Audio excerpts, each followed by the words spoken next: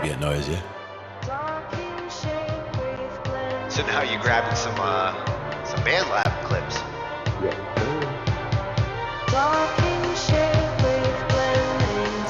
Now for me, that would also be something where I would use like volume automation and like bring that from the bottom, like bring it in and then bring it back out.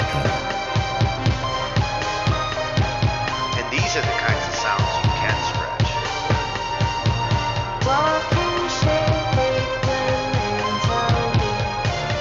With this AI, like stretching it actually can be cool.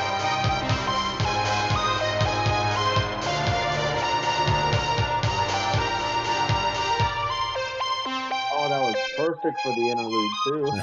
Ends it right in the right I didn't spot. even notice. 40. I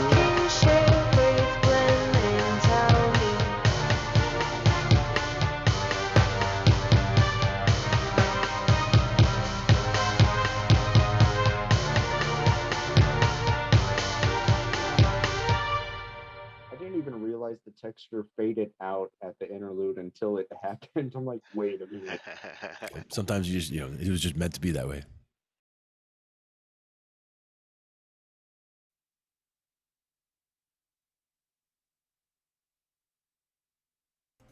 It was just meant to be that way. Just meant to be. And welcome to Talking Shh I.T with Glenn and Tony. Happy Thursday. Gotta love it when another Thursday rolls around. Yeah, and now we got a nice new intro. Yeah, definitely. Kudos on that. I'm liking the way that came out. Very cool. We've got a number of things that we're going to go over this week, but we're going to probably start in slow, look at a couple things that we saw as videos, and also do a couple things with the keys. Now, right now, we're saying that you don't hear the actual output from the keys, but you can see the meticulous, so you can see which notes we're working with here. Whereas on yours, we can see the whole thing. Yeah. So if I'm hitting chords, for example, you'd be able to see what we're doing. D major. Yep. I was hanging out in D major, where we have two sharps. We got F sharp and C sharp.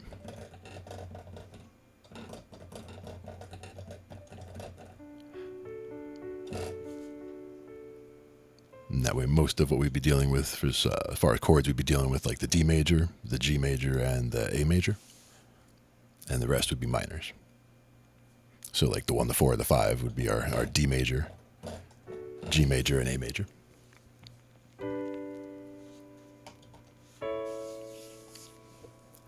And then if you used any of the others, they would be minors.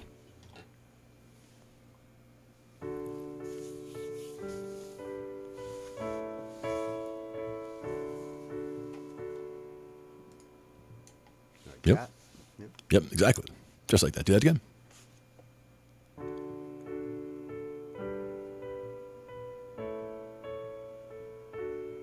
Yeah, I like the colors too. Now, is that changing when you hit the low ones, or is that trigger on certain notes? These are probably not triggering when I'm playing this high. To get them to change, I got to play down here. Gotcha.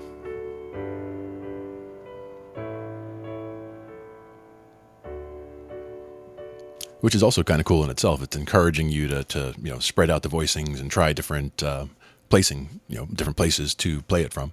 Yeah, it forces me to really go down. Mm-hmm. Nice. The low Ds. Now on this one, I can get way down there on this keyboard, but like again, you're not hearing it, so you're not getting. But with the meticulous, I do have a full 88 here, so I can get all the way down and all the way up to the top there. Yeah, the staff has a harder time keeping up with you.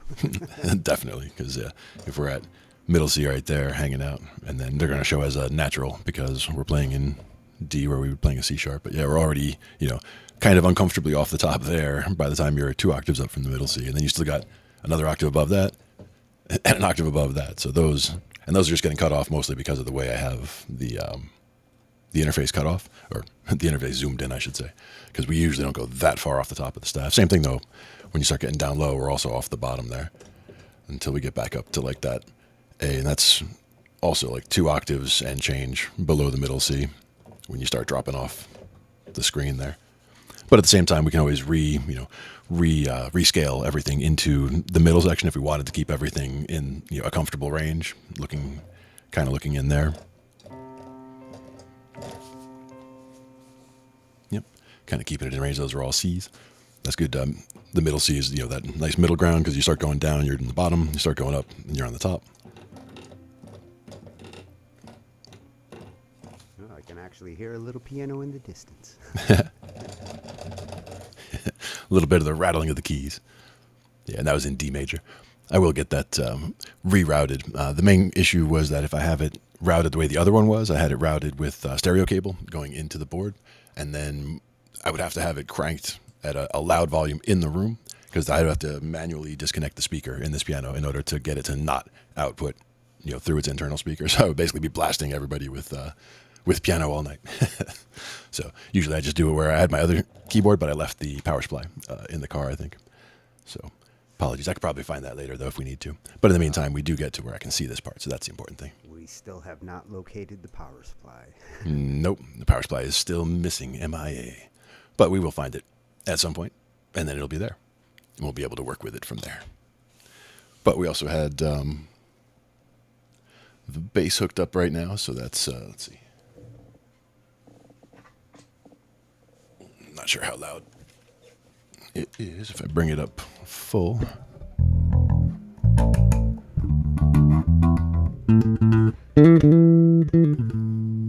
Pretty loud or a little loud? No, it's good. It's good. Okay. And then D.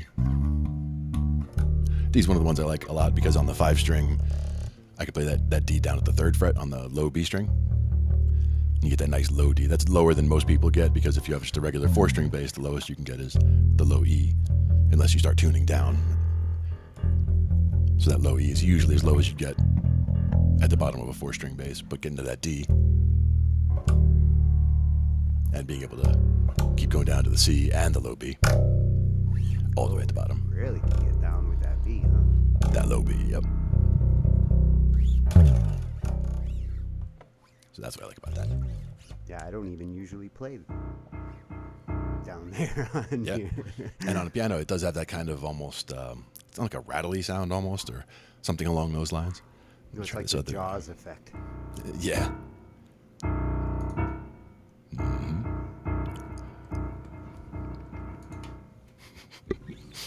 The Jaws effect coming through. Now, if I had this one, was where we actually had kind of zoomed in, but you can't really see the headstock there, right? But if you're doing stuff like when I was doing chords the other day, holding something like that, it's just you're holding the E string and the high G string 1 fret apart. You're getting a major sound because you're getting a root and the 3rd an octave above. That's why that always sounds nice. You can't get that Lou Reed out of your head, huh? No, I can't. But again, it's just a matter of whether it's the slide. When I did it on the fretless, that slide sounds like a lot smoother. The fret sounds a lot smoother when you're sliding with the fretless, but with this one, I have more ability to do different things because I have that low B string as well. So I can do the same chords on that low B string instead of up here, where I could be starting way down there. And coming up from there, though, things sound really muddy when you're that far down. So a lot of times I'd rather just play up, higher up, and all that kind of thing.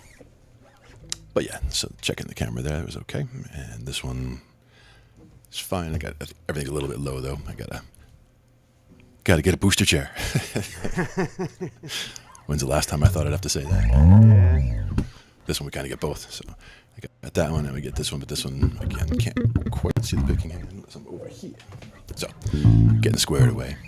Well, I do like the neck cam. Mm-hmm. Yeah, that one's in a pretty good spot for that. It kind of gets to the picking hand, so I can just kind of shift this way if I want to emphasize what I'm doing over here, which is usually just whether it's 2 fingers or whether I'm using 3. And it depends on what I'm doing and how low I'm going. If I'm on that low B string, you kind of have to be way down here, and you're doing muting with your fretting hand. So you're kind of muting things up here while you're playing.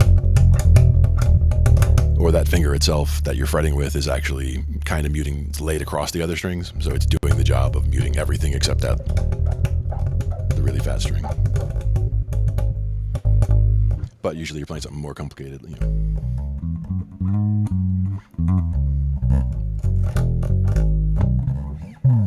Now I hear a lot of buzz in the background. That might just be the air conditioner's on my end or something. But I don't hear it here. I mean, Okay, I hear good. a little faint air conditioner in the distance, but as long as it's not overpowering the bass sound. not at all. And there's the D.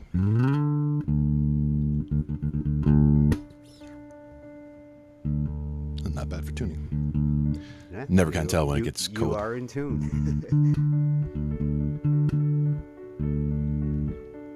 And actually, that's a good.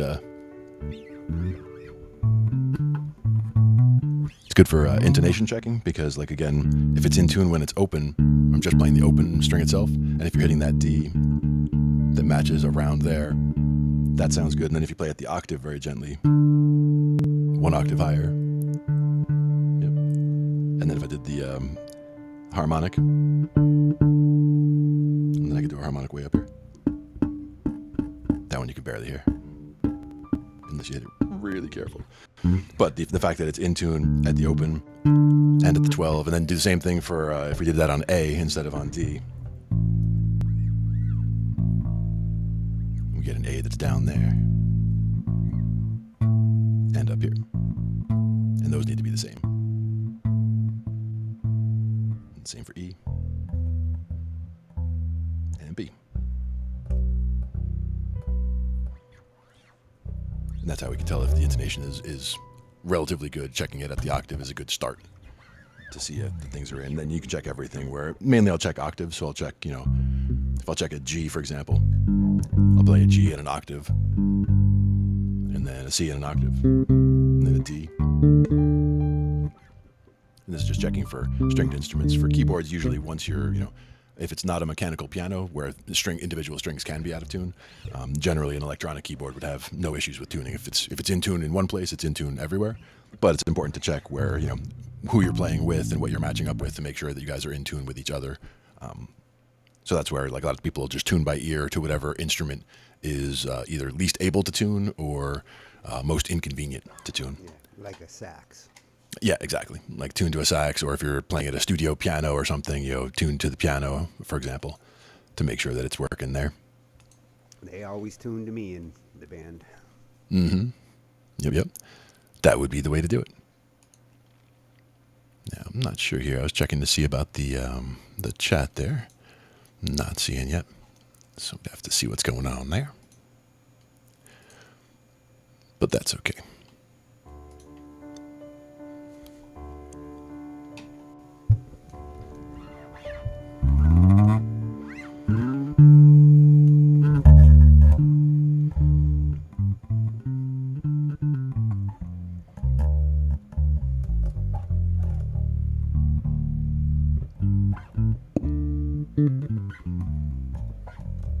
Also depends if I'm doing it in a minor key or doing it in a major key. Like even there, that was just D minor pentatonic. I like D minor better than major, but D minor's nice, yeah. yeah, D minor I can.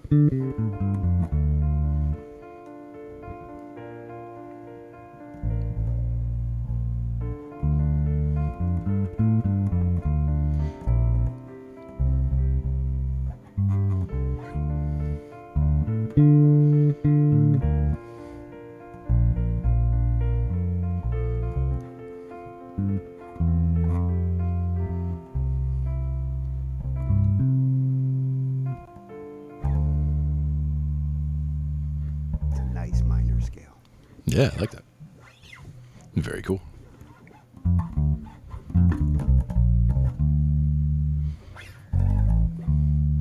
And that's also where doing the those tenths, instead of doing it one fret away, I would do it as the same fret. And that gets you the minor because you're doing then the D at the 10th fret, for example, and then just keeping it at the 10th fret on the high string gets you that A. So you're only playing two notes, D and the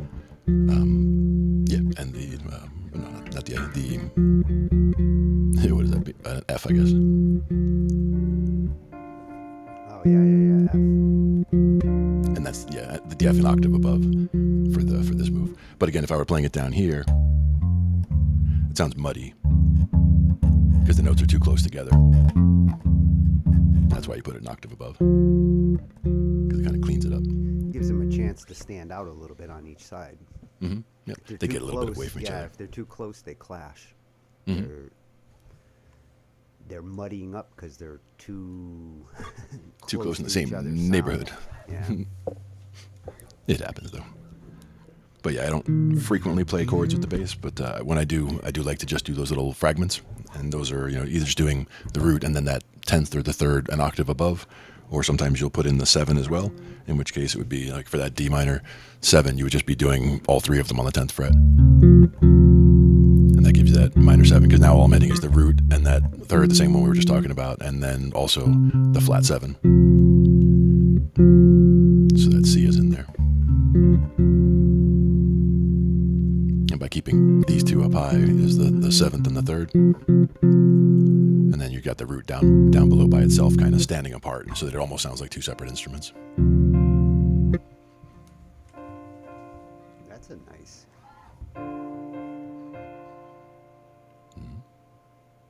That 7th really does give it some. Gives it extra flavor. I'm going to mute for a second and change to the guitar to play the minor 7 chord there.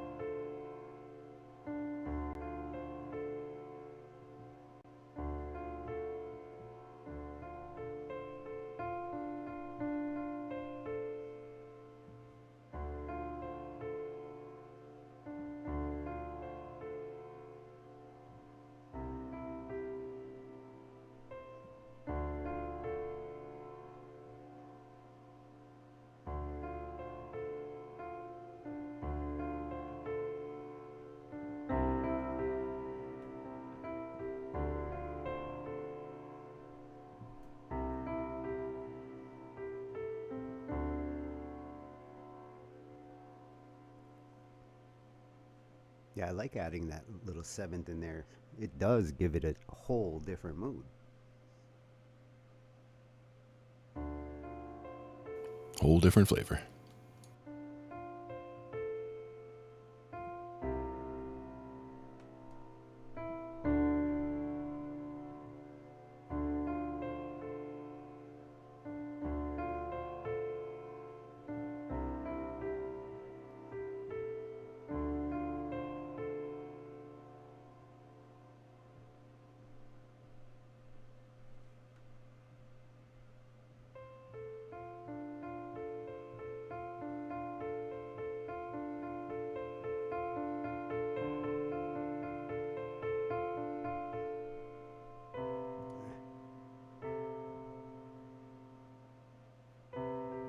Ah, the B's an asshole with the C there. He's not I playing gotta- nice. Yeah, I got to do a B flat. Mm-hmm. No? Or you can try to skip the B. You could even do it as a sus, where you either do the 2 or the 4 instead of the 3, if it's the 3 that's in the way. Kind of work around it. Actually, if I just keep the C, staying on the C the whole time on the top end. Mm-hmm. Yeah, that works too.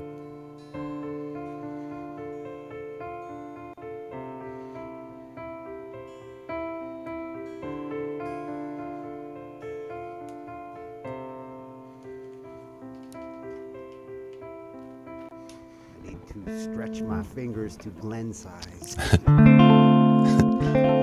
that's the D minor 7 over here. I was very much out of tune, so I didn't want to murder you guys with me tuning up. So figured I'd stay muted. It's pretty close. And that's if I'm playing it at the 5th fret, and then if you're doing that as a minor. But that's a major you're doing. So you're doing C major there. And then back to the D, minor 7.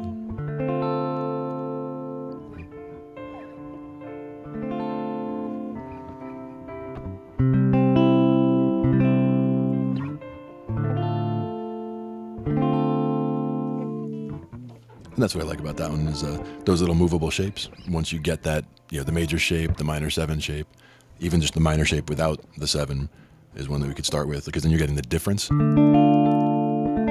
that's the one that we were just playing, just the regular D minor without that 7. Where I'm just playing roots, thirds, and fifths. But then if you're going to add that 7th in there, you get that extra flavor, like you said. Well, yeah, the seventh definitely gives it, makes it moodier. Because if I just play the D by itself, I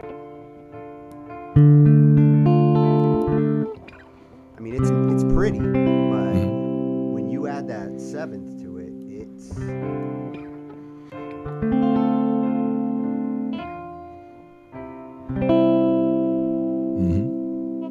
And for that major, I'm just playing a root, a 5, and a 3. So it is just a triad as well. On the C.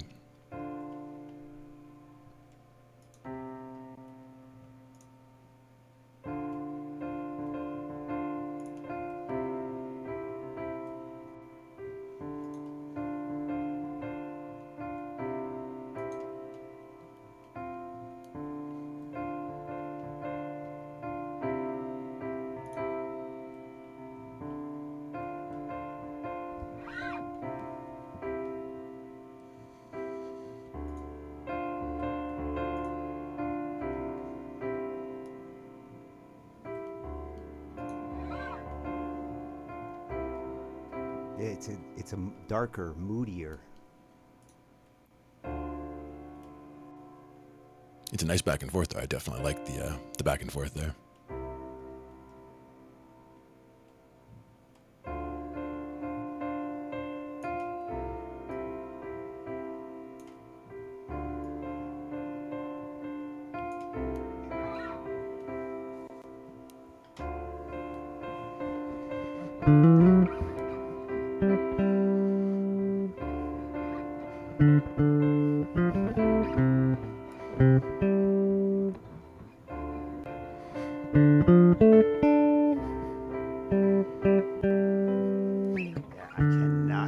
B to work anywhere in there.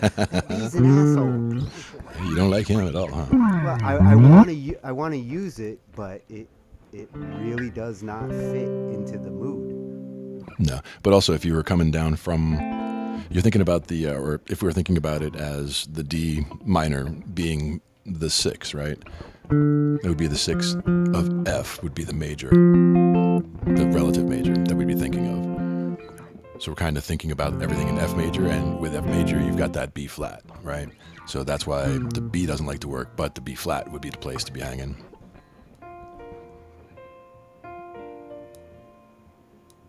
Like if we came down from the minor on the D, even if we came down to a dominant on the C,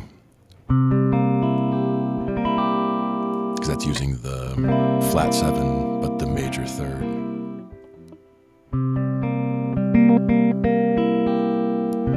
And then coming down just to the major on the F, or the B flat.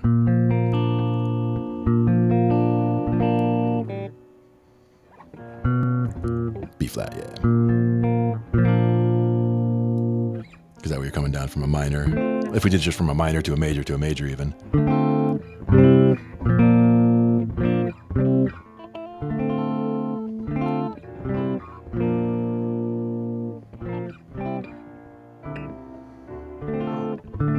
Then the last one's minor, yep.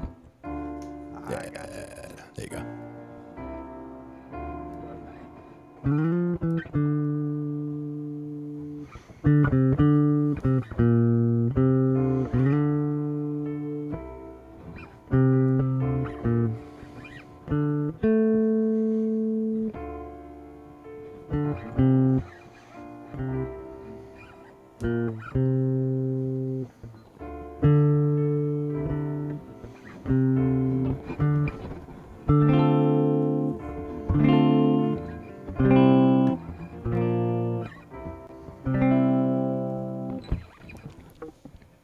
So D, C, B, flat.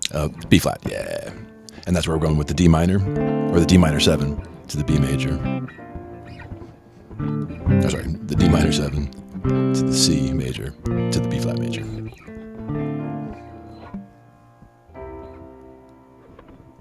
the B really wants to go back to that C, which really wants to go back to that D. They kind of push themselves back and forth, yeah.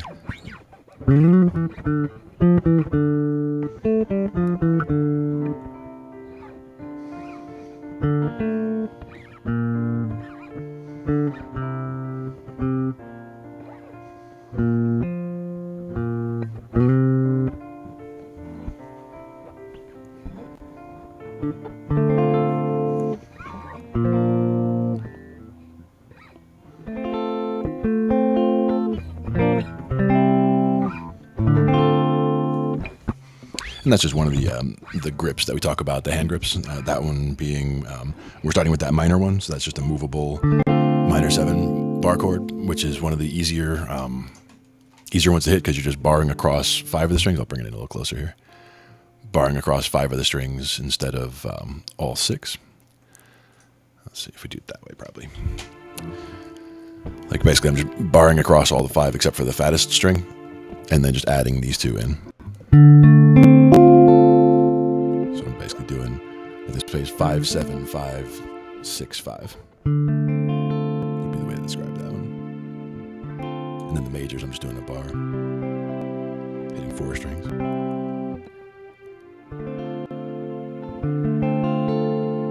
And then for the B flat, it's the same shape as the other one. And then the C.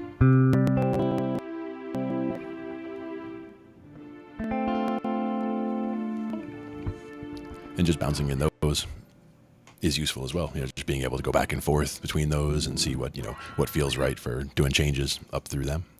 I know those chords. Yeah, and that's the thing is, we know all the chords. Like every chord you've ever heard, has been used by more than one person in more than one place. So anything could be anything.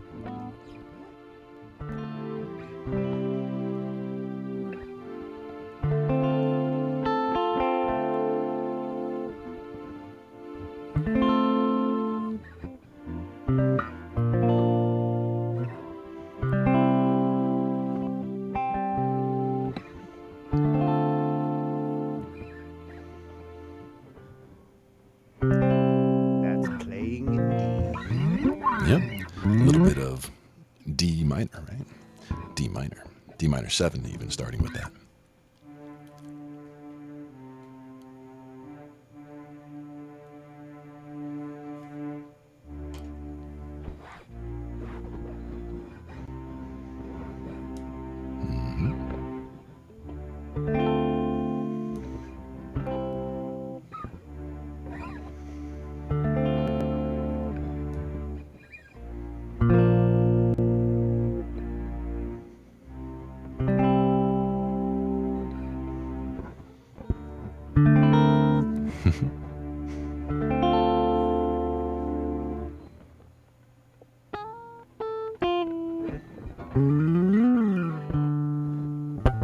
Back to the D. So yeah, that was just basically picking a key. The D. Always comes back to the root, the root of what you're trying to get across with whatever we're trying to do there. Now with the, let's see, with the meticulous that we had set up, this is again where I had it in D major, right? So that would be the D major that we were looking at there. You had it going on just fine. When we did the D minor with the 7, I would do it normally that way. If I was doing it as a one-handed chord, putting that C on the top. And actually, if it's a D minor, let me just change the key to make it less confusing in the actual meticulous. See, the fact that it's showing D major shows those 2 sharps, but as soon as I change it to D minor, it changes it to only showing 1 flat, because in D minor, we only have to deal with that B flat, because it's related to F major, where we only have the 1 flat to deal with. But in that case, when we do that D minor 7, they're all natural, or they all fall in the scale. That's a D, F, and A, and a C. Just in that way. And then when we come down to the C, I would probably just keep it as a major and not do it as a major 7, because that, like I said, that B doesn't really like it there. Kind of sounds a little sour. So keeping it as C, even if you just do with the octave on the top, And then same thing when you get down to that B flat, you're trying to keep it with the B flat staying in the key, and everything else should be where it was. And then even if you wanted the, we should probably keep the top one in there as well. So both B flats, top and bottom, and then the D and the F in the middle.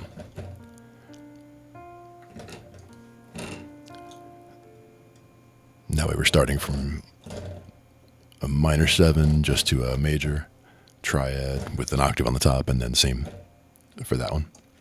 But that also keeps everything just in the one octave if I was using just one hand for the chords.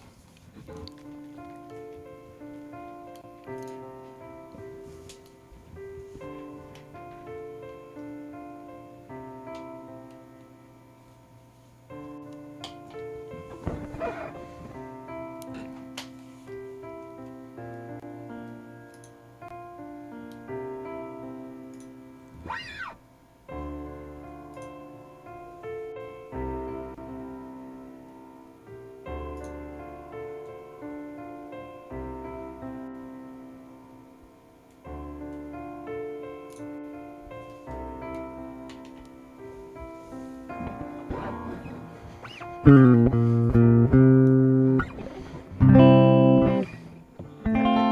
do like starting with that 7th kind of accented like that. Mm-hmm.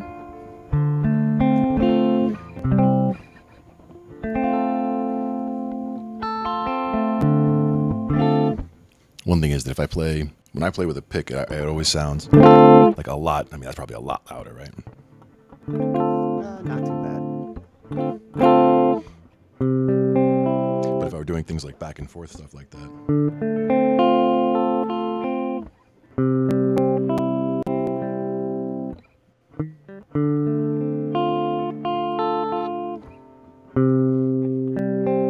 And then when you get down to that.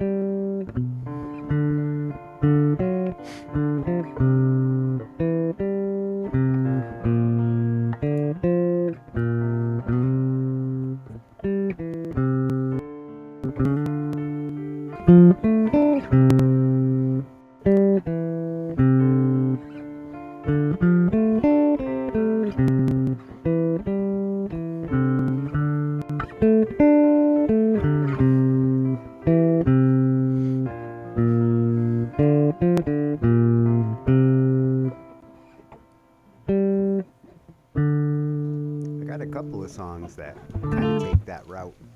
Yeah, I like that. Very cool. And that's just starting, again, a little bit of D minor and just kind of playing around from there to see what's what. Yeah, highly recommend D minor as a scale to experiment writing with.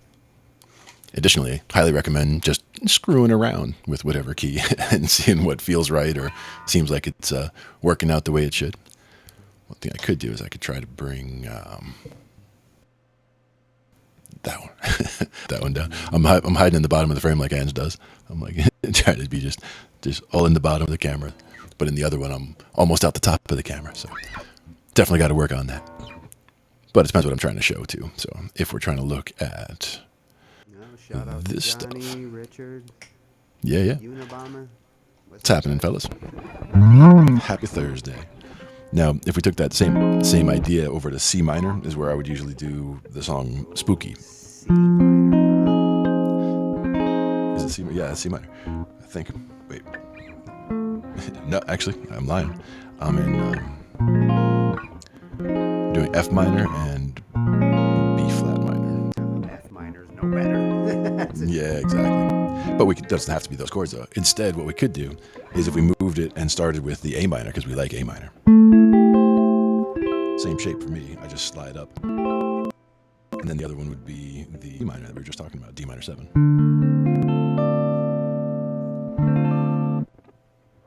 In a different position at this point for me. But that A minor 7 is the one where if we were doing over here. Yep.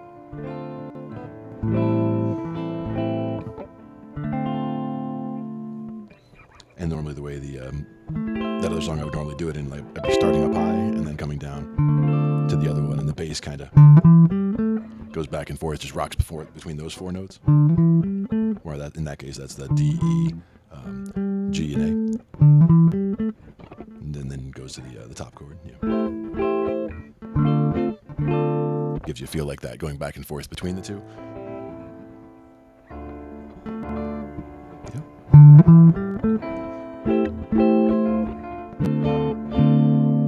And that's kind of thing where you can either do the changes fast or you can do them slow, and see how it feels different between the two. Feel a little swing in that one. Yep.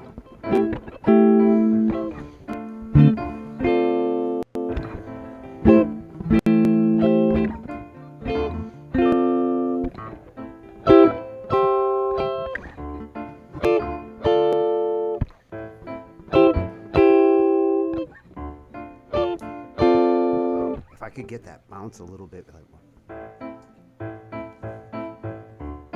Ah, there he is. Nice.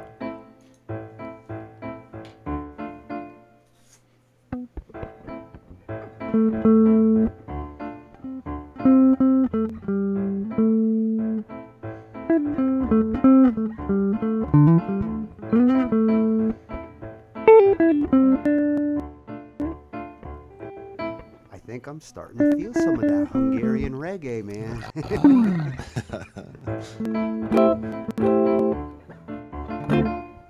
Yeah. Either that or it's like maybe there's It's some rubbing off. polka in there. Yeah, for sure. And also Add an these, accordion. just doing little pieces of chords also helps out a lot sometimes, where in this case, just doing these top 3 strings, you kind of get the idea of that first chord that we were playing. It's almost enough of it to see what's happening, or even the top 4 string, if you're doing a bar. But I like those 3. And then when I come down to that other chord, it's basically just all of these. So I can just hit all on the 10th fret there. So like the first one. And if you're just going back and forth between those two, you can kind of, you get the feel of it, right? While also that would stay out of the way of other instruments. Playing in a larger group where you have other people, somebody's playing big chords down here, somebody's playing keyboard, somebody's playing bass.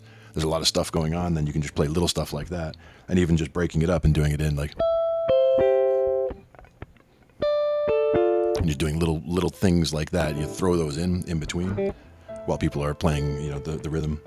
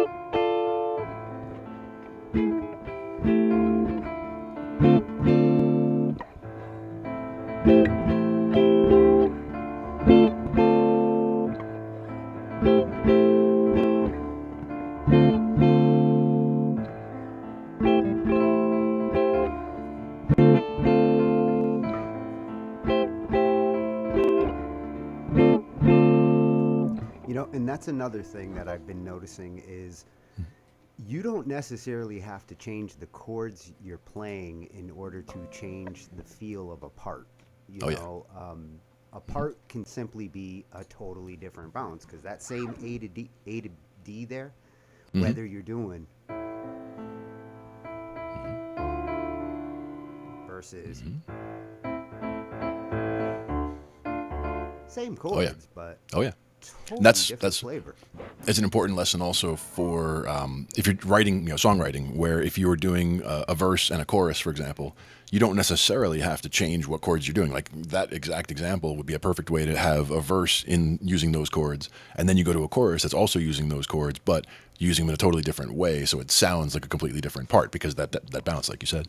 Well, and by having that different bounce, it gives the singer an opportunity to totally change up the melody. Oh yeah, and the intensity too. Like with those little chirps, kind of the chirp chords, where you're just doing little bits and pieces. They can bring it way down, so they don't have to be nearly as loud. And then you can bring it up really loud and play, full on chords that are ringing out, and they have to sing way over it.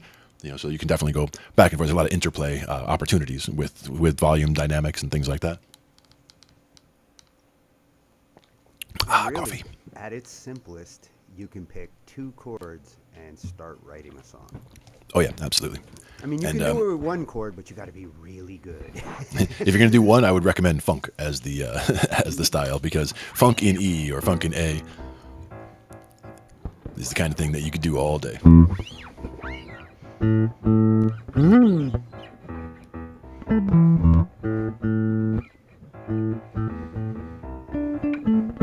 That's 1 chord. Yep.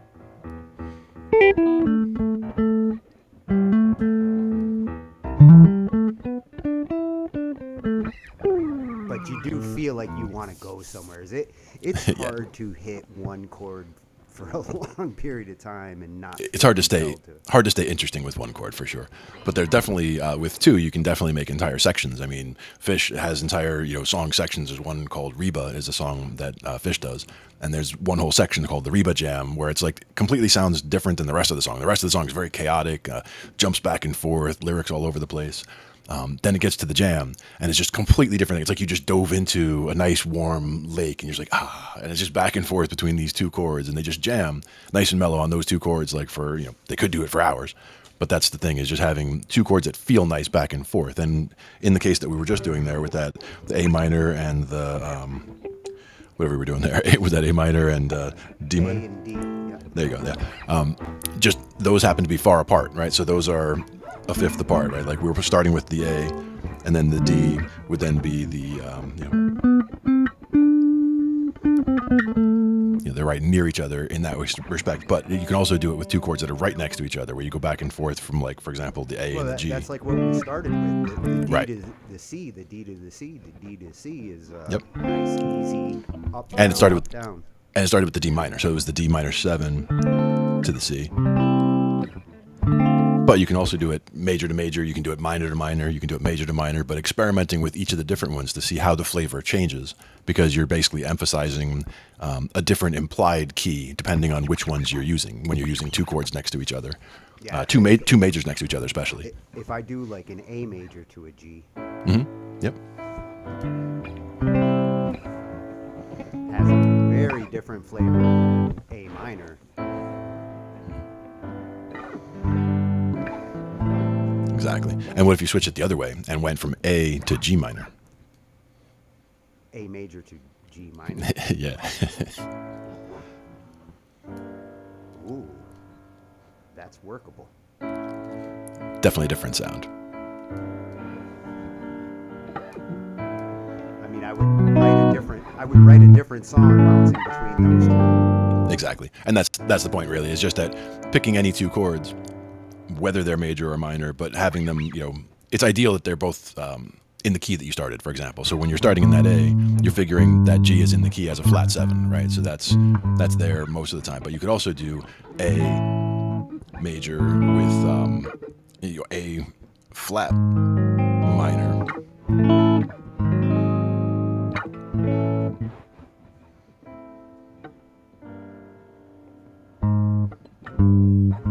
They're like kind of right next to each other, but it makes it sound really ugly. And that's where actually better chords for you would probably be A minor going down to, or wait, I said the first one was major, right? So yeah, I was going from A major to A flat minor 7.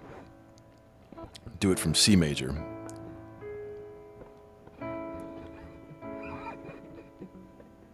Let's try C major to B minor 7.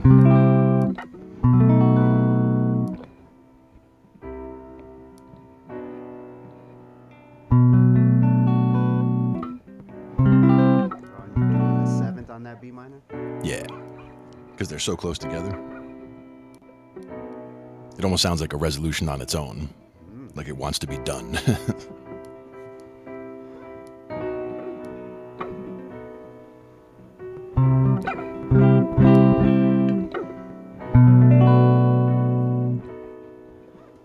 And that's what happens if you put them really close together. They kind of sound that way, where I prefer if it's like a whole step apart is good if you're doing those major, both major, or if you have it, the minor one on top and then going down to from the minor to the major like we did at first with that D to the C. Going from the minor 7 to the major. That kind of a back and forth always kind of feels really nice. If you're doing major to major, like you were saying before, the A and the G, if we were going from an A major to a G major, anytime you're just doing majors that are a whole step apart, you can just rock back and forth on that for a whole section of a song too, because that always feels good. Anytime you're using all the majors, you're basically using the 1, the 4, and the 5 in whatever combination.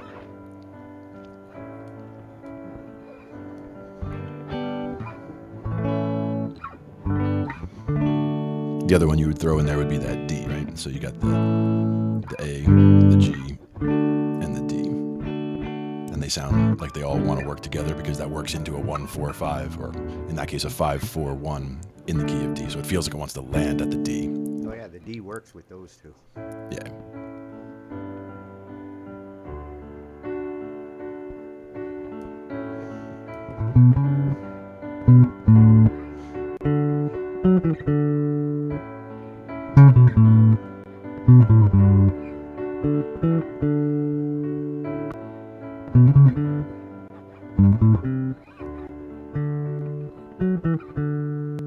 Wrote a song tonight.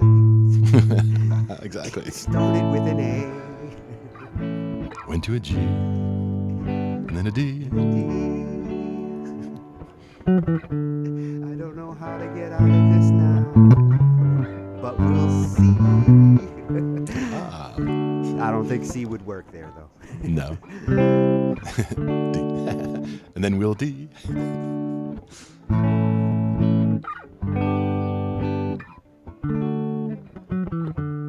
Yeah, and you could approach that in a lot of different, because that could be very rocky. Oh, yeah.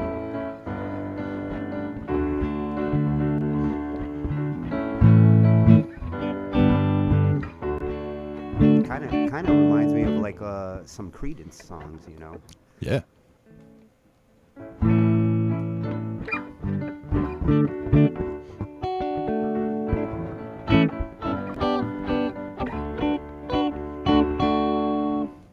That's one where like an organ would actually work nice. Yeah, definitely. And for this one, I would stay higher in the little chirp chords.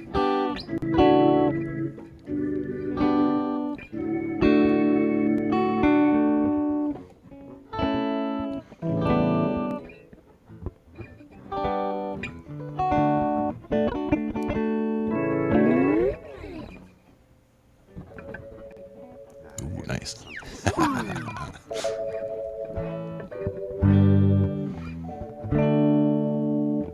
Yeah, now if you start strumming like Dead style.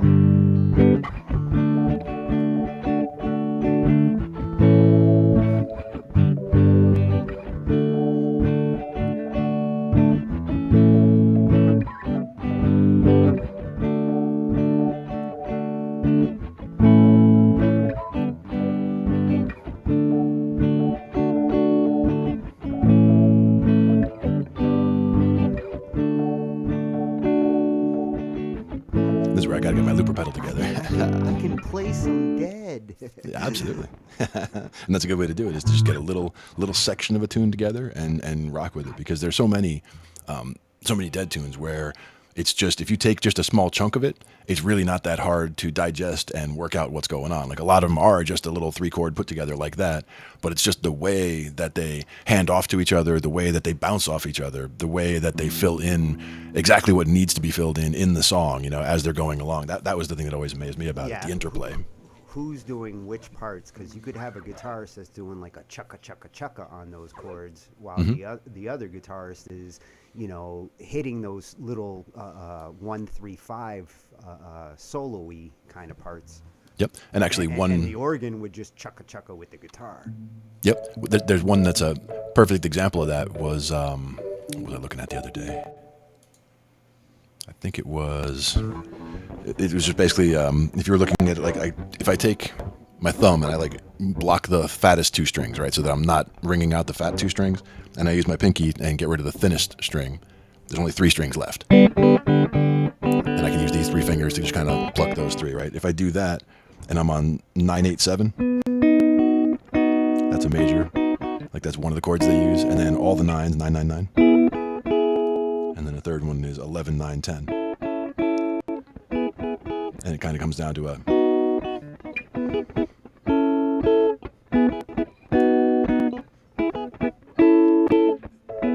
And if you were looking at this in the cage system setup, this would be like in the key of...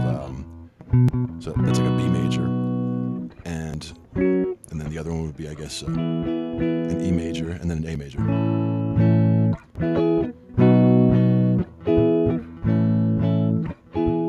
So that's the way it's just those 3 chords going back and forth, and it sounds very simple because it's just 3 major chords going back and forth. But the way that they break it down this way makes it easier to play, because like these 2 chords are very simple. Like the 9 bar right here, you can just bar all of them on the 9, and then add these 2, adding the 10 and the 11 when I hit them right. Because that's just a little triad. That's all you need to define a major or minor chord, is the little triad. So you're getting the major, the third, and the 5. And it helps to get it all kind of in there. But by doing it with the big chords, you're doing a B major bar chord, and then an E major bar chord, and an A major bar chord. Oh, And you're ending up basically, yeah. So they end up being just one whole step apart in this case. So you're basically always going to the E in between when you're going from the...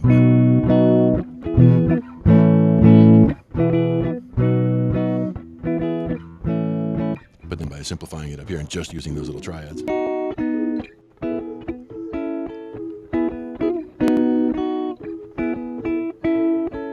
Exactly.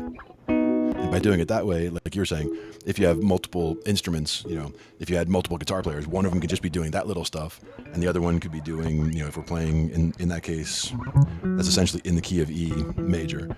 So we could be doing all kinds of like major pentatonic stuff in the key of E throughout the whole song, and it would fit because all those chords work with that. When you see 3 major chords like that, you kind of figure out which one's the 4, which one's the 5, and which one's the 1. In this case, the E ends up being the 1, even though it's the middle chord. But that way you got like essentially the 1, the 4, and the 5.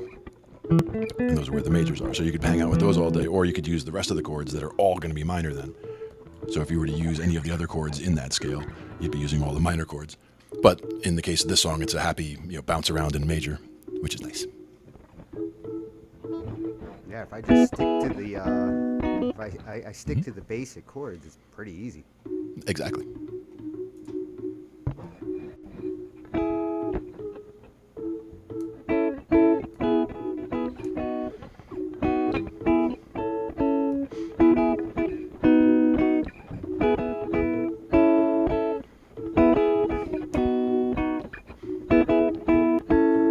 That's another tricky part, is how the timing comes together, where it's not, like you're playing it fine, and it's just when you're trying to learn it in the first place, like it feels like when you're reading it from sheet music, where it's just like blah, blah, blah, blah, and you're trying to figure out how the timing is. So when you listen to them actually playing it, that's where you start hearing that little bouncy back and forth stuff happening like you're doing there. Yeah.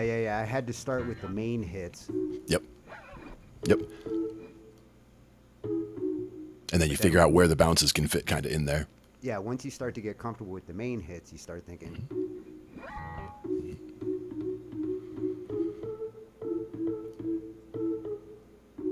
Exactly.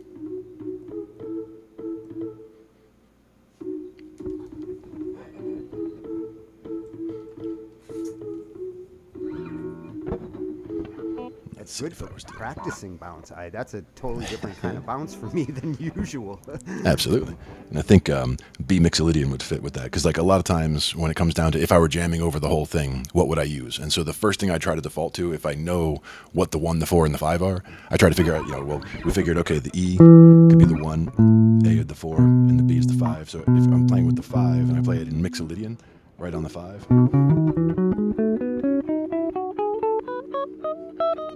like all those notes are good when you're playing in a Mixolydian that's based on the 5 chord of whatever key you're playing in. So if you can figure out what the 3 major chords are and you find the 2 major chords that are next to each other, in this case the A and the B, the higher one of those, the B, you can just start there with the Mixolydian mode, where in this case you're just basically playing what would be E major, but starting on the B. So it's the same as if you were to start on that E. So E major is kind of what we're rooted in.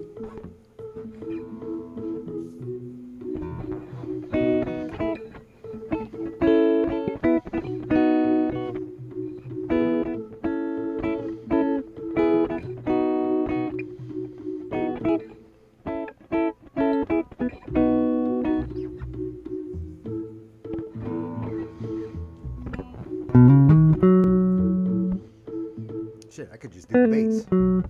There you go.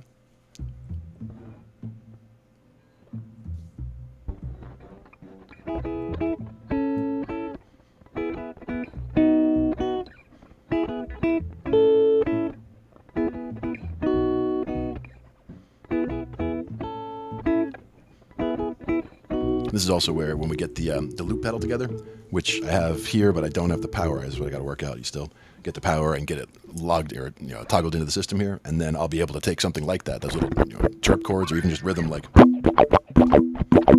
Yeah, stuff like that. Where that's the kind of guitar you want to be doing on top of a part like that.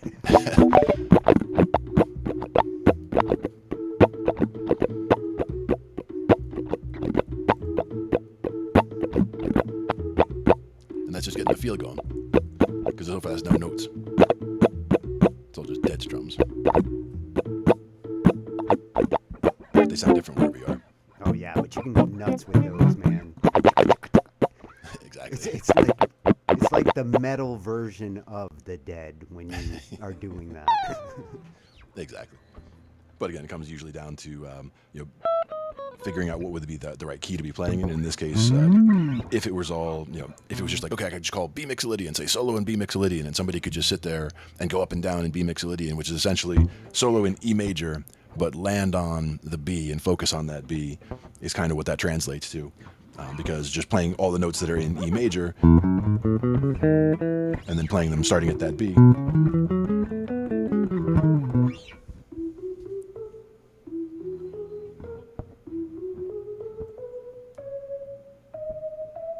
Yep.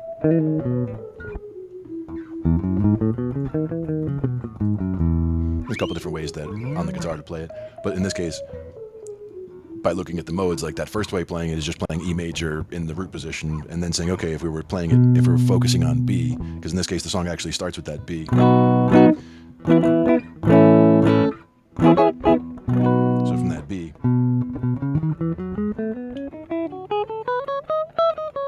like those would be the notes for me. Severed in the house. What's up, Severed? What's up? How you doing?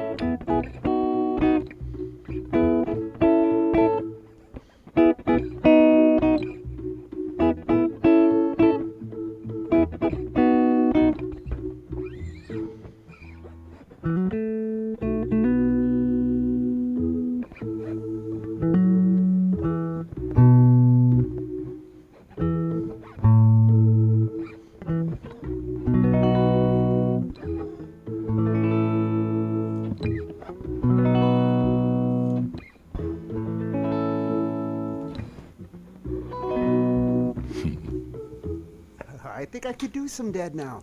Yes, sir. I feel Absolutely. it. I feel it. I have And there's I have to bust out the organ more. Oh, Otherwise, some of these styles are hard to learn off the piano tone. definitely. The way that they crunch in, the way that they gloss across things, the way they do a bunch of those things, definitely are a lot easier with the organ sounds. Whether it's organ sometimes or even electric piano work sometimes, depending on what you're doing. Yeah, electric piano is another one that I really should play with more. I've got some great electric piano sounds. Exactly, and that's the bonus part. Is like some of those are really, really tasty. And again, with the organ parts, for me, it's either whether it's percussive organ or whether it's sometimes doing like a rock organ is another one I'll pick. Drawbar organ has its places, but that's kind of more in line of a church organ as far as the tone goes, to me at least. I'm sure there's other ones that work well, but it also depends on the patches. Like you could find just any kind of keyboard sound there that would sound good. Gotta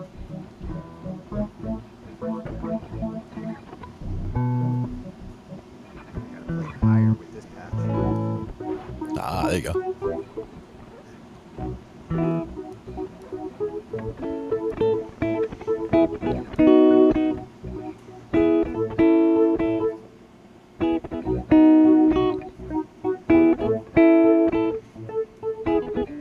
I keep wanting to hit that E minor, damn it. In this case, we're just doing all majors, but that's a good point. Is that we could I do know in my head it's a major, but my fingers are saying no, minor. well. If we were playing, let's say, as a home key, if we were using A minor as the starting point, right? Say we took A minor as a starting point and did A minor and D minor and E minor as the three chords. So doing like starting with, I guess, E minor to the A minor to the D minor. Starting with the E minor, and then the A minor, and then the D minor. Same idea, but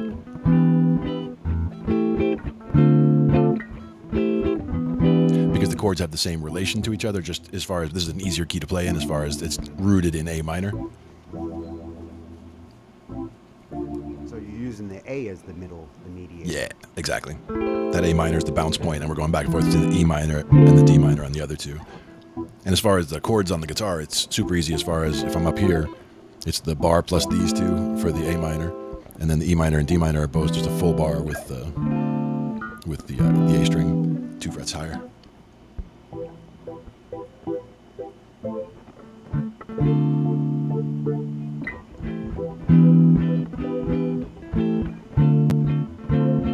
And that just gives the same relative progression, a totally different spin where it's a totally, sadder, more mellow kind of a tone, but same distance. It totally makes me want to play it in a different inversion. Yeah, exactly.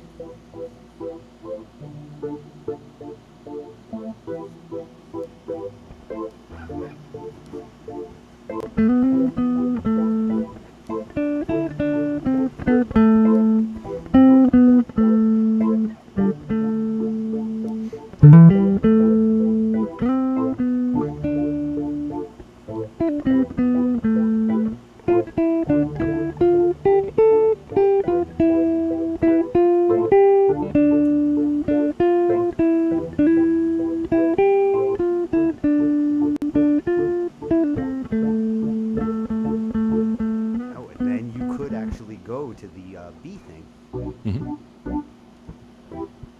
And that way you're going from a fully minor thing to a fully major thing, but you're doing the Yes. same pattern. So as far as you're keeping, whether it's the same bounce or whether it's the same, again, relative distance between the keys, we're keeping, the 3 major chords that are supposed to be together and 3 of the minor chords that are supposed to be together. And what do we say about the 7?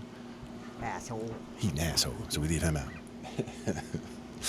But we used everybody else in that chord. So we used the 1, the 4, and the 5 that are major. We used the 2, the 3, and the 6 as minors. But we started from that 6, and that's where starting at that 6 with the A minor means that we're doing actually like in that case, we were doing a 3-2-6 progression, 3-2-6-2, because we're going from the 3, and that would be with, the 6 being that A minor. So considering things as 1 being the C in this case, because. Oh, wow. We were in C there?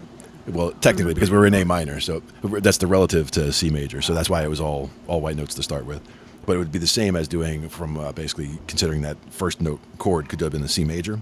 It would have been going from G to C to F is the same move. So it was basically the same thing we were doing before, but doing it with G, C, and F instead.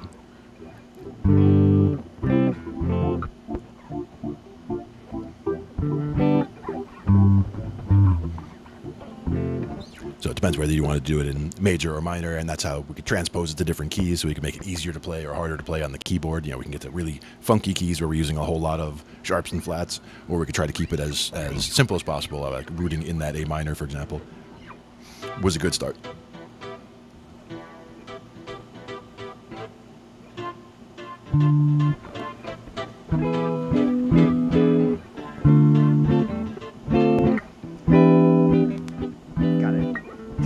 Trying it with the first inversion. Nice. Before you were talking about wanting to hit that E minor, so there it is.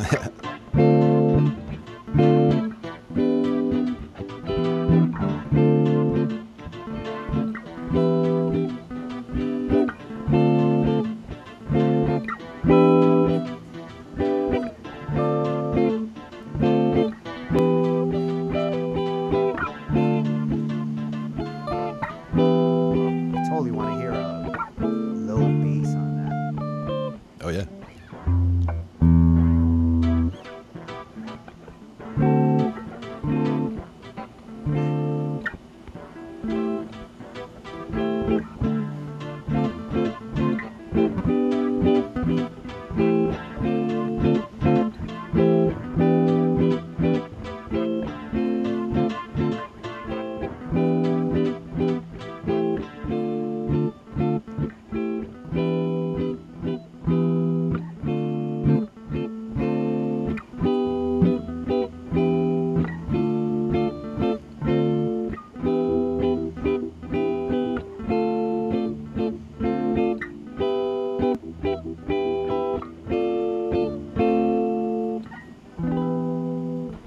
And that's just a little bit of a minor bounce back and forth.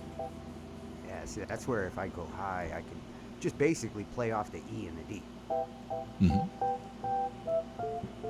Exactly. And that way you're simplifying it, but we're still, we know where those chords are, so we can jump to that that A if we wanted to ever, that A minor, in the middle, but we don't have to. And that way it just becomes a bounce between those two minor keys.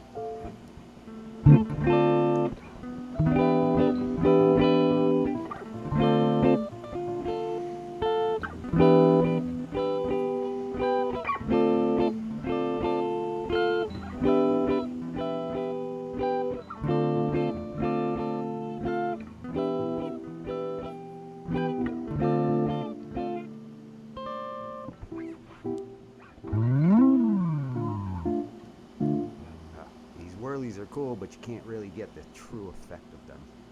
Yeah, they got to be loud in order to hear that fully. Yeah, you don't get the actual whirl. Yeah, and that's where that stereo effect comes in too. Got to be hearing in both ears.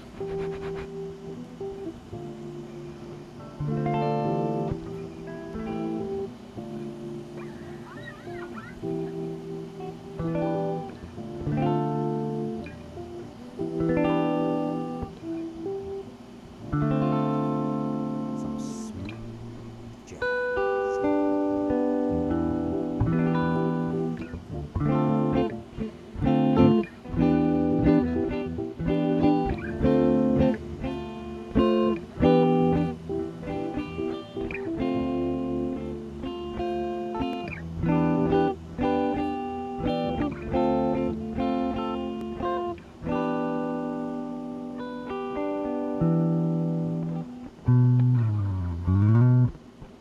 Always fun. Little phase.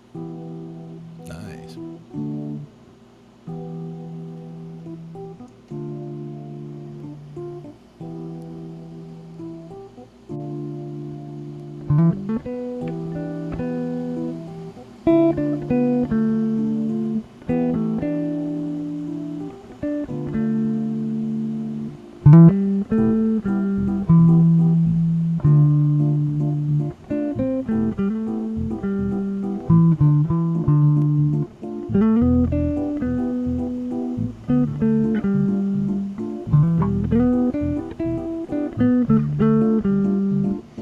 That's how they jam for fucking an hour. Yep, Yeah, you get a groove like that, it's hard to get out of it. it is. And that's why, like, a lot of times you get into a groove like that and it'll go on not only for 4 minutes but for like 6 minutes, because after 4 minutes one person looks up like they're ready to get out of it, but they look up and they're not sure like how to get out of it, and they don't see anybody else jumping out of it, so it's okay. Somebody else then a minute later gets the idea, they look up and like they don't see a way out either, so they're like, all right, forget it, go back down. And it's not until somebody gives a really obvious thing, you're like 1, 2. When in doubt, look at the drummer. Yeah, well, the drummer doesn't know what we're doing changes wise though. Like he'll know timing wise, and that's the thing, is the drummer a lot of times will be following the bass player as far as like if the bass player's just kind of grooving there. Like there could be very subtle things between a bass player and a drummer where he'll feel me making a change, or he'll feel me doing a climb up or something, and know that the change is coming, and know to do the build so that we can hear it coming. I could signal him with a slight change in what I'm playing that signals him to do a build that signals everybody else to know that the part's coming. So it's one of those things that goes back and forth. And not just me, not just the bass player. I mean, signals can come from anybody in the band, but whoever knows the part's coming should be doing something about making sure that somebody knows. And a lot of times that could just be like, me looking up and making eye contact with Joey, and he's looking at me, and just get kind of a little nod, like, okay, here it comes. We both know it, and we can both jump. Doesn't have to be Joey either. It could be anybody. Again, anybody that you play with that you get comfortable with, and you know their style, or you know what to expect, and you know that, okay, if I go like, if I'm getting in there in his face, he knows, okay, here comes something, and we can get to it. Yeah, and sometimes with those jam tracks like that, they're passing the solo along to each other, Yep. So like the guitarist might like nod his head, and next thing you know, there's a bassist taking the lead and Yep. passes Now, it over to the other guitarist. what's funny is I try to drum solo. I try to avoid taking leads on the bass at all costs. Just like I don't like bass solos from one standpoint, is that a lot of times whenever, if you're just playing with whoever and they're like, okay, and bass solo, like literally everything drops out except maybe the drums, and the drums are just barely doing something just to leave it all open for you.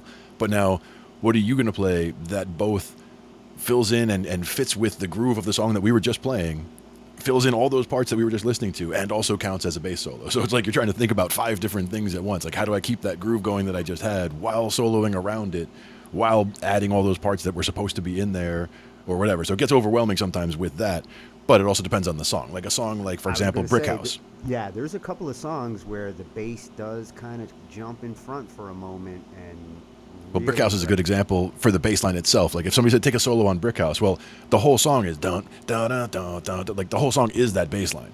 So like as soon as you stop playing that bass line to go do a solo, it's no longer really Brick House. You're just soloing in the key of Brick House, really. And then unless you're incorporating that same groove, that same, you can be incorporating that same groove and getting like the walking pony thing where you're getting like the octaves.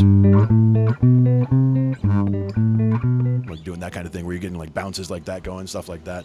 Not that was in the key that we normally play it in, but it's just talking about throwing in octaves in that case. But for solos, again, I'd like to stay away from solos. If I'm going to do a solo, I'll do it on a guitar, I'll do it on a keyboard, I'll do it as a vocal, scat, whatever, it doesn't matter. Just on a bass, I really prefer not to, just because I don't feel, or if I am going to do one, I'd rather know about it ahead of time so I can plan something out. So it's like, okay, in song such and such, you're going to ask for a bass solo, fine, I'll work something out in that spot, because then I can work on, okay, getting something together that both, again, fits the groove, feels like the same song, so that if somebody walked in the middle of it, it's not like, oh, there's just some bass player noodling shit on stage. It's, oh, I recognize that song, and okay, they'll be coming back into it in a minute. That kind of thing. It's a lot trickier for a bass to hold the song unless it's got that groove. Mm-hmm. Yep. And that's where, again, if I'll happy to support anybody else doing solos all day, like, and I'll happy to solo if I'm on a different instrument. But when I'm on the bass, I just feel like I focus too much on what I'm trying to fill in for everything, because everything else just kind of dropped out. And I feel like I'm either, doing something that's cool bass solo but isn't true to the song, or it's staying true to the song but it isn't a good solo because I'm just basically covering the same groove I was with just a little bit of embellishment. Like, on the one song I did with my buddy Mike, the two of us were just practicing the one day, I think it was Eyes of the World.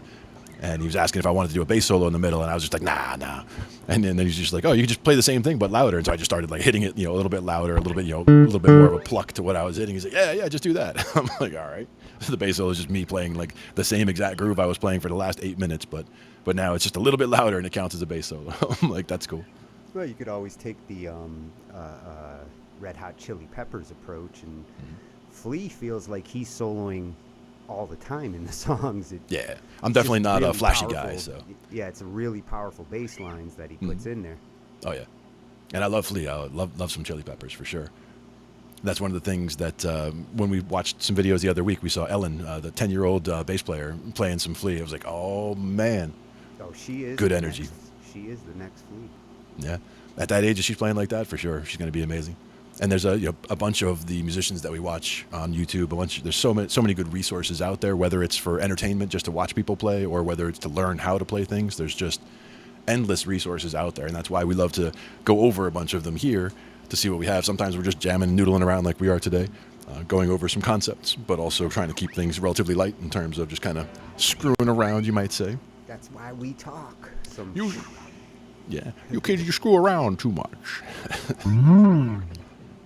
But we go over some good concepts that way. And again, I have my keyboard is set up, but you're not hearing it, so I can get the meticulous stuff if we need to talk key stuff. But in this case, we can go back and forth, and I can be demonstrating the guitar stuff, and Tony can be demonstrating the keys for us. I can play what Glenn tells me to. Yep. And I like that visualizer too. I mean, I really am a fan of how that comes across. Like, it's definitely cool the way that the notes fly up, and you get firework effects and all that kind of stuff. They just pushed out a new update. I like the fact that these developers are really, improving on it. They've added some new visuals, better 3D support. If I can ever get my hands on one of those RTX cards, this thing's really going to light up. Yep. Got to get the RTX cards happening. Some of my favorite stuff. Yeah, solid. Yeah, the particles aren't bad at all. That would be what I would be concerned about if there's like lag, where you're actually playing. But then again, it's not really as big a deal anyway, because the people who are listening, you're watching, seeing what it is. It's not like you don't need millisecond response time on where they are to know what note you're playing and to follow along with it. Be able to catch up on it. Pretty close. I mean, it is milliseconds difference. Nice. I tried doing some test recordings, and if I slide the video back just a millisecond or two, it perfectly aligns. Nice. What would be cool is if that AI that we've been looking at that does all the visuals and the pictures could be fed from and make pictures based on the music. See, now that's where AI should have no problem incorporating that at this point. I mean, with what we've seen from AI so far as just artwork like this, or, the music stuff that we've seen of them being able to do, telling the AI, hey, when you hear this note, make this graphic happen on this, as long as you're hearing that note, and then stop. I mean, that shouldn't be hard to get super fast response time from it happening really in real time, where it's basically playing a game of, when I hear this note, make that visual, Yeah, if you can incorporate like the orb AI with the visual AI, and teach the orb side like mood and what different chords kind of portray in mood, and take the visual AI and utilize those moods into visuals. Exactly. Give me a dark picture of a forest. That was one that I really liked, was the way that they had things organized in that way. Dark versus light, or happy, or heavy, or whatever. They had different adjectives that would just help with describing a style and get you to what you were looking for sooner. Yeah, when you're talking music emotions, that's the ones you hear. Dark, bright. These are the terms we use to describe certain sounds. At least on the keyboard side, I have dark pianos. I have bright pianos. Then it starts to get into things like, New York Grand, or a certain type of piano.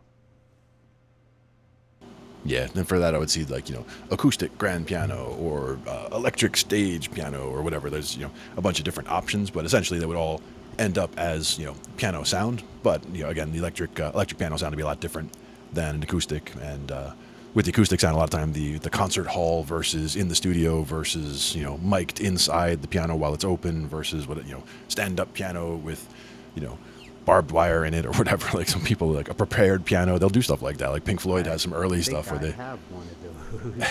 They have a prepared piano where it's got just all kinds of stuff going on in there, where I'm talking, woodworking screws that they drilled through or whatever, just all kinds of random whatever in there. Yeah. Nice. I mean, I don't know. It's called cicada piano. Yeah, I don't know what the fuck it's.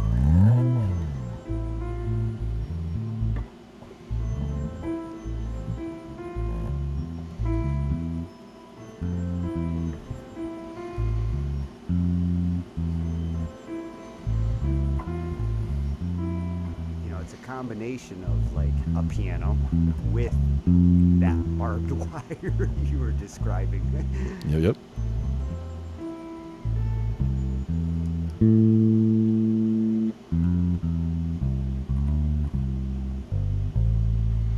Then they've got like the shifted ones. That's got an X-File sound to it. Yeah.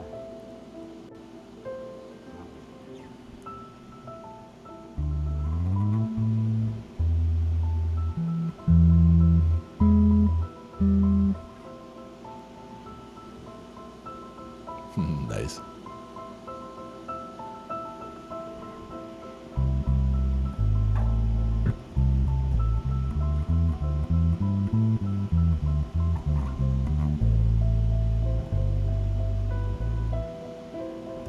It's just hard to keep up with that syncopation that it does. Yeah. That's where you try to go to like half speed or quarter speed. And that's my honky tonk. Yep. For me, there's too much reverb usually on Hockey Tonk, but it works though. Yeah, honky tonk's only really good for those kind of, like what we were doing earlier, like the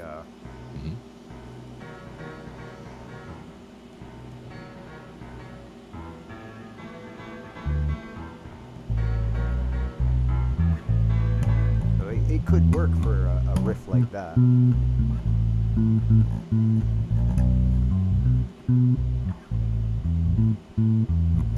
For that, I usually just bounce on the root and the 5 and the octave.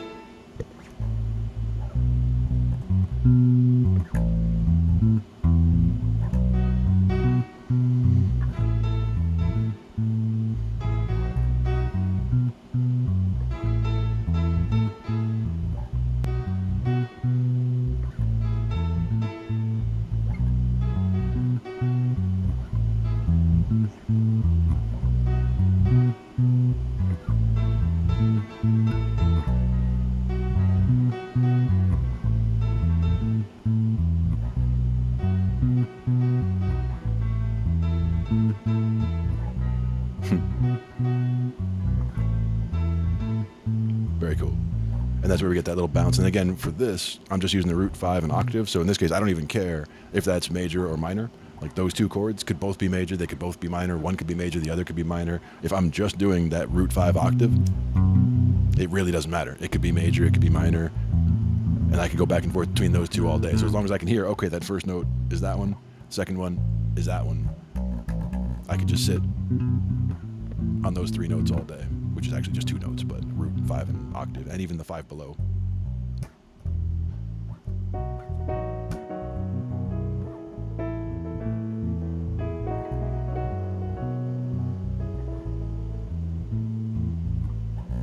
And that's where, whether just the root and the 5, and if you throw in the thirds, then you figure out whether you're major or minor, because the thirds you got to know if you're major or minor, because that's the defining factor is the third. So Yeah, got to figure that out. Pretty much saying it. Yo, Yep. Luke. Hey, Jason. And I think he brought Kalani with him. Nice. In this case, that would just be the root and the third, And there's a dog. and the root and the third for the other one as well. So those are both just majors. In that case, B major and A major.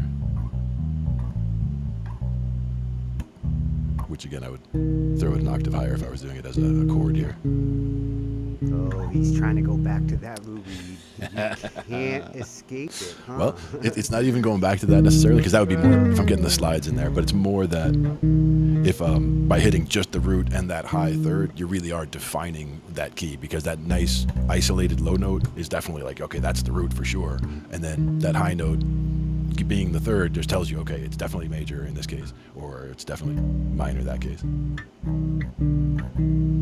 Well, it makes me want to go doop de doop doop doop doop doop doop. It does. And I almost can't help it too. And then I start slide. All And the at first, giant people Yep. say.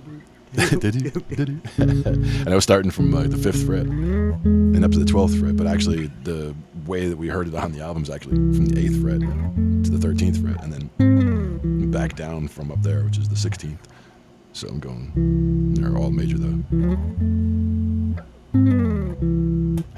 So that was just, doing that slide is where, okay, that sounds like it does on the record. But then again, wherever I put it, it's just, okay, well, that's a major chord because we're playing the root and then a third up above. Well, and the way it sounded with the fretless, on our last show. Yeah, the slide, yeah. Amazing.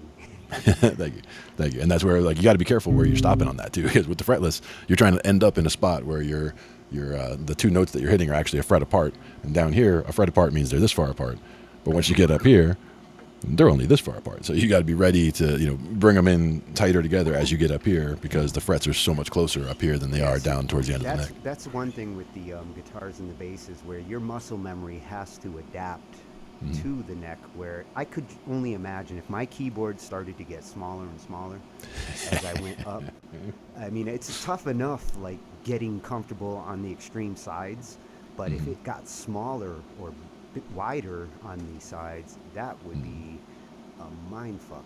That would be trouble, yeah. And that's the thing is, it's actually, once you get used to it, it's not so bad, because again, it's more it's made up for by the simplicity of, if this is a major shape, major chord, movable E shape on a guitar, because this is on a bass now, but on a guitar, this would be the shape. If I took that and I move it up 2 frets, that's just going from, in this case, that would be a D major, and this would be an E major. On a guitar, that would be a G major and an A major. Just as far as what it would look like, but it's the same claw. I'm hitting the same string, same relative positions, but as I move up the neck, they're getting closer and closer together. So once I go an octave higher, I don't really have room for my big hands anymore. So if I'm trying to play a major chord and I'm way up here, I almost can't play it. I almost have to go with simplified chords anyway, because I need to figure out just a triad so I could play just these 3. And be able to do that, for example, if that's what I was looking for. But that's where triads, like that other thing we were talking about before, come in so handy.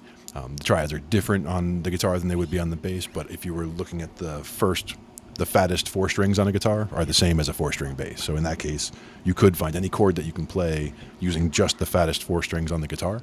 You can translate that directly onto the bass without having to change anything, and you wouldn't want to play it as a chord, because again, you would be hitting notes that just sound too close together and they sound very muddy.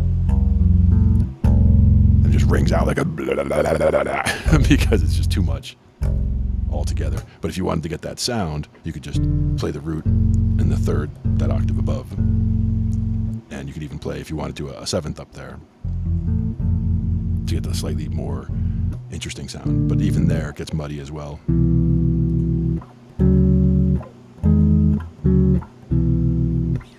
But that's where you're playing a 3rd and a 7 on the top there, as well as the root. So it does get a little messy when you start doing that. Well, when you're playing the notes separately, you don't have that muddy problem. Right. If you're playing individual notes. It's Exactly. only when you're trying to play them at the same time.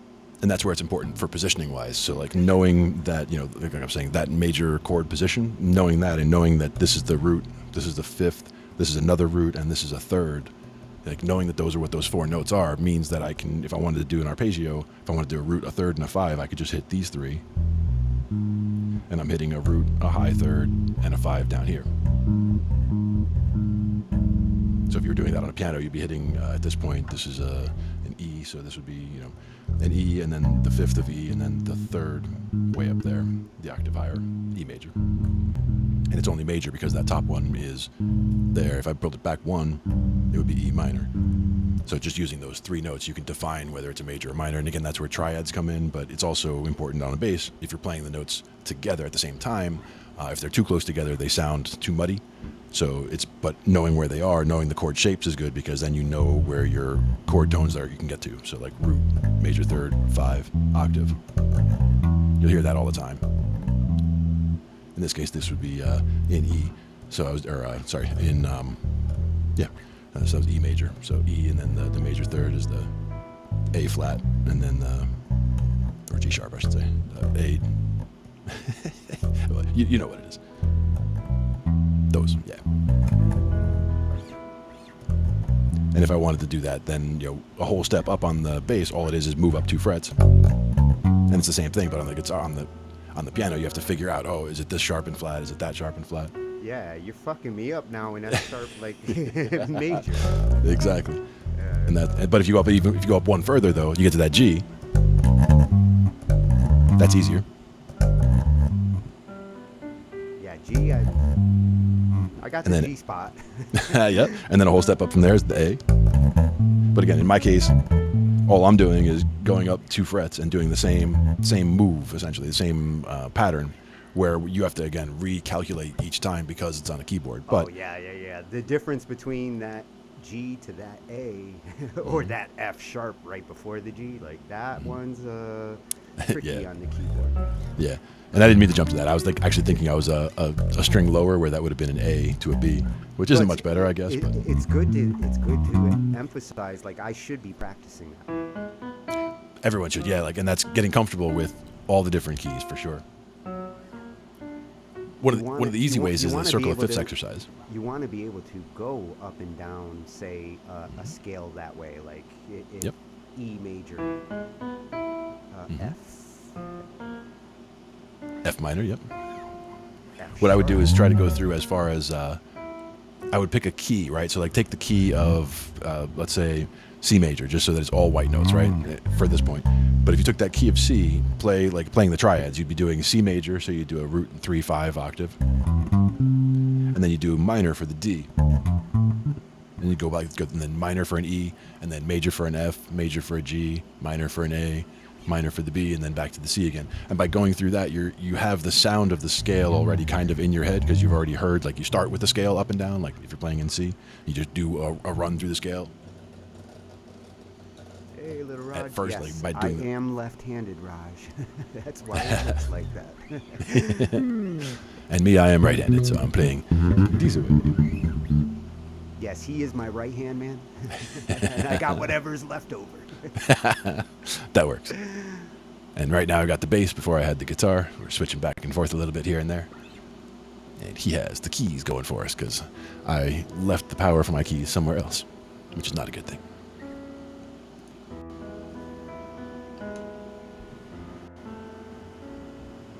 See, I want to do that shift. F major.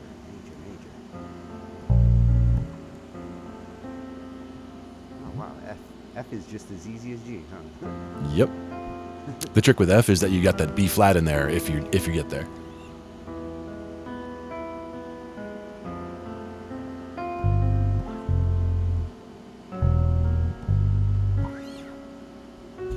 F sharp.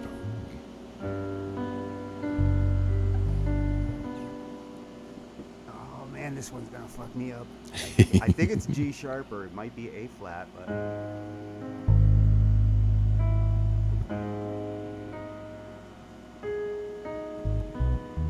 that one takes some practice. But then the A gets easy again.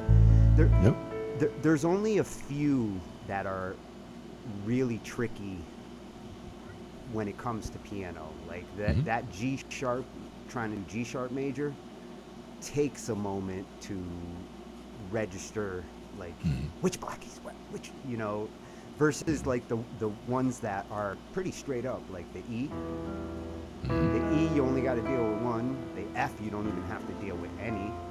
The G, you don't have to deal with any. The A is kind of like the EE, there's only one. Yep. Those are the nice guys. Yep. And it actually brings up an important point, because that's where, with a lot of the way the chord is designed, let me go back to C major here, just so that it's all white notes on the meticulous.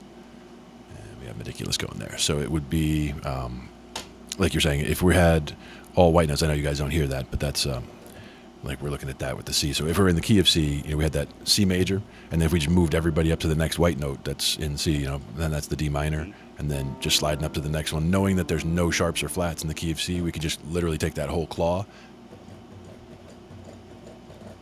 Yeah, it and works without with having so to many. really think about it. That's where getting comfortable with the key is important, because in that key there are no black notes, so it's all just sliding that same 1-3-5 essentially. That little hand grip, I would call it, as a 1-3-5. Now, if you wanted to go through and do the inversions, how would that work? Right, like if you did the first inversion, E G with the C on top, and you wanted to walk that all the way up through all of the same thing applies, where you're still just moving that claw up one white note each time.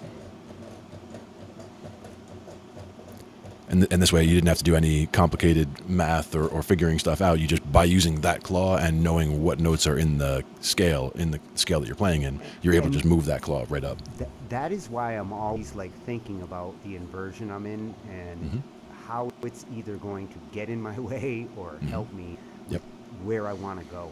And knowing which one is the root and which one is the third and which one is the 5, that's also important with triads. Yeah, certain inversions on certain chords really work nice. So if I start with A in first inversion, you know, C E A really lends itself if I'm going to go to a F.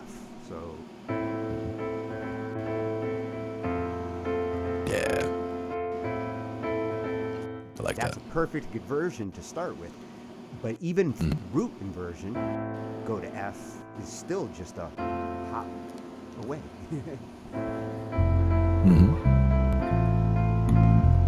But that has a very different effect.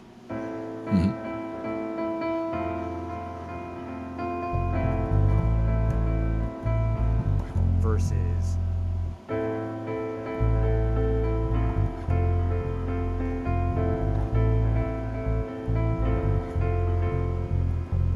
when you're doing that E to F shift with this inversion, the E to F really plays a nice kind of melody behind it.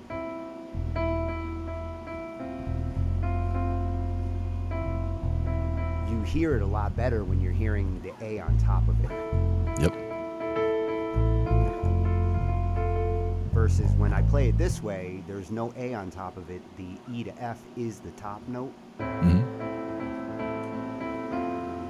Yep. It sounds like just a closer move, but you still hear the movement of the underlying chord beneath it, which is cool.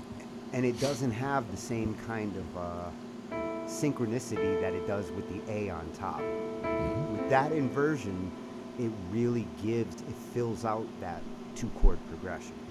And it actually gives the bass the opportunity to come down from that A.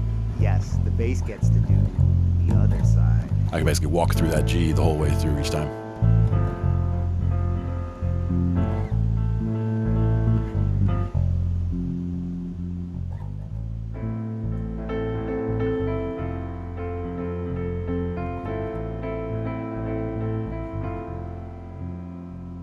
And that's by walking through that little note in the middle there. Gets us back and forth. And then I was just walking to the octaves on top. Because Now, that's if always... you want to change there, C Yeah. to G. Works Yep. really nice. Yeah. And then you can also fall back to that F to think about it. Oh, yes, that's exactly what I do. You and me have a lot of the...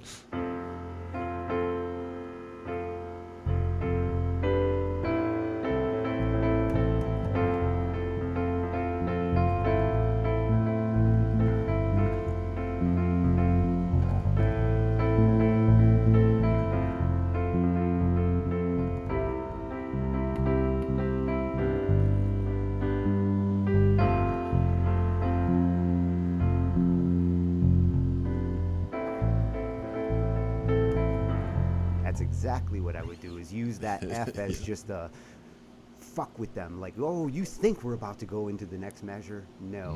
One more note, one more chord. It's a little hangout spot. Yep. Yeah. It's about to hang out and think about it. Where are we going now? Well, I like And, to try to inject chords like that every now and then, especially around choruses, where, you know, how the chorus resolves. Sometimes it's just that open moment where you say one or two words and boom, the moral of the song story. Comes right out.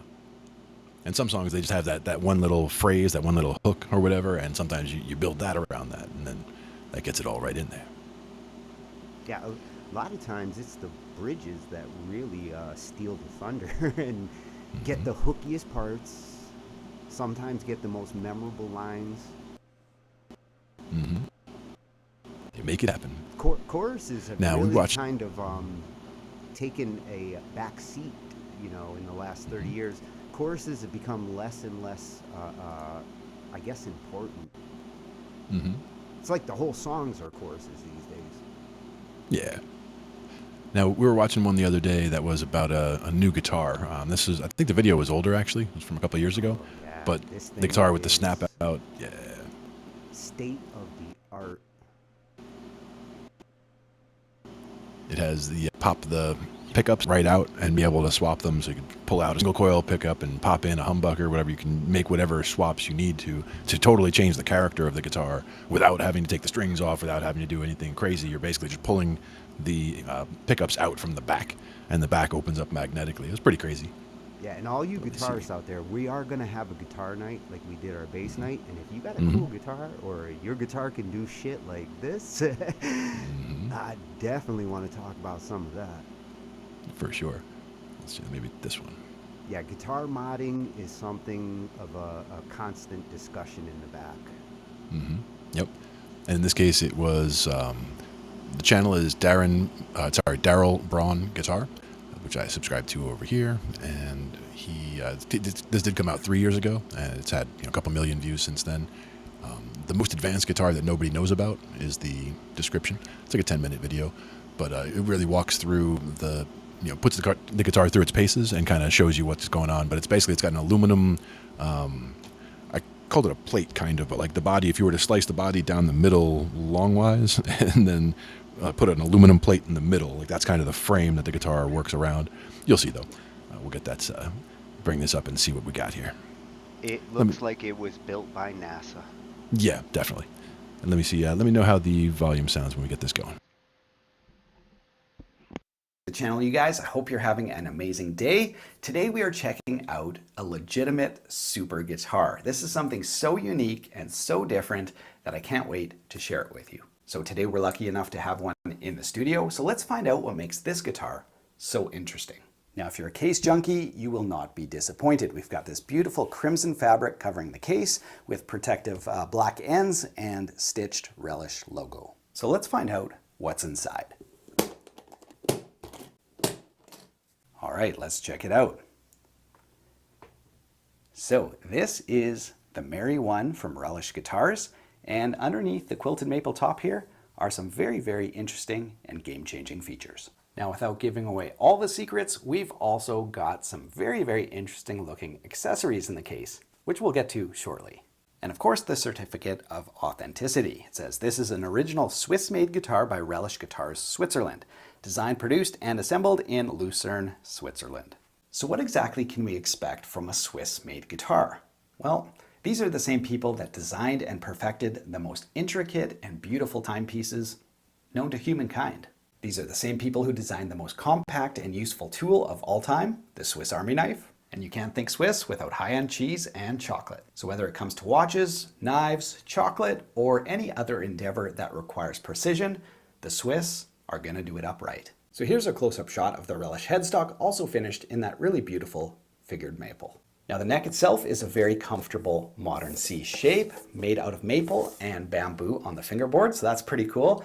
When we turn the guitar to its side, you'll notice something very different about it as well. There is a metal frame that goes around the entire perimeter of the guitar. And when we look on the back, you don't see any bolts holding the neck on. You don't see any control cavity cover.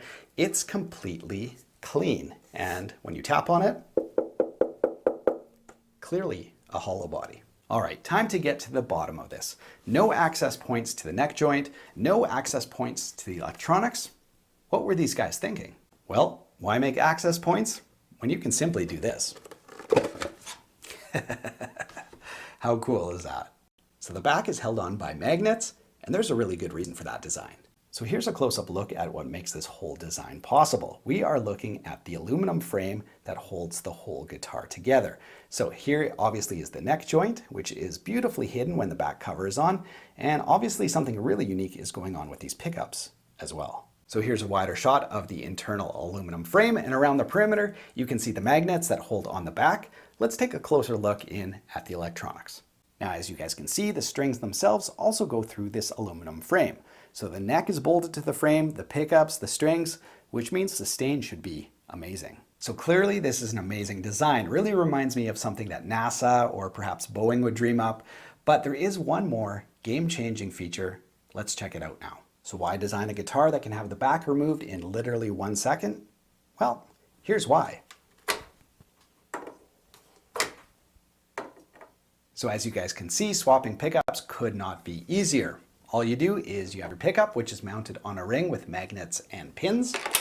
Slap it in, ready to rock. So it doesn't matter if you're recording a metal track in 1 minute and jazz the next, swapping pickups literally takes seconds. So just how fast do you think we can change pickups? Well, let's find out. Dinner. It's more than just a meal you make every night. It's a chance to slow down,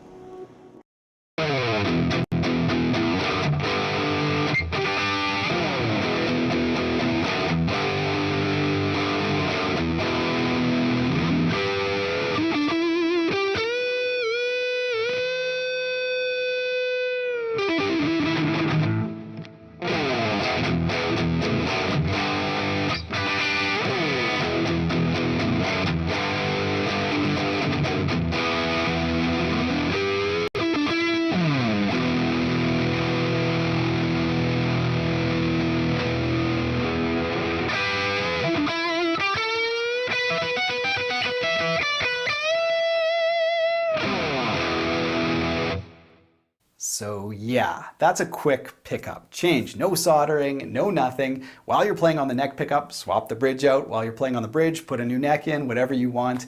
That just illustrates how easy it is to change pickups. Now the guys at Relish will mount any pickups that you send them. So if you have a favorite set, they'll mount them into the quick connects and away you go. You can add them to the collection. Or if you want, say, P90s that are humbucker size, get them to mount it up and you can put a P90 in the bridge with a humbucker in the neck or vice versa. The possibilities are endless. Now you guys may have noticed there's an adjustment on the back of each pickup mount. This is for setting the height. So all you have to do is turn one way or the other and it will raise or lower the pickup. So you can dial in just the height you like. Now as for the controls on this model, which is the Mary 1, we've got a 3-way switch for your humbuckers, master volume, master tone. Then we've got a toggle for the piezo pickup. So in the forward position, it's just your humbuckers. In the middle position, it's both, it's a blend. And in the back, it's just the piezo. You've got the separate volume and a push-pull pot for a mid-boost. All right, so let's check out some of the tones that we can get with the Mary 1. Now, as you guys have seen, I've got a low output set of Seymour Duncans, and I've also got a set of bare knuckle pickups. So we'll do a comparison in the next video, but for now, I just want to show you some of the stock sounds. So let's close this baby back up, line up the magnets. There we go, all enclosed. And we're gonna plug into my Blue Angel amp, mic'd up with the Sennheiser E906 and Earthworks SR25. Let's check out some tones.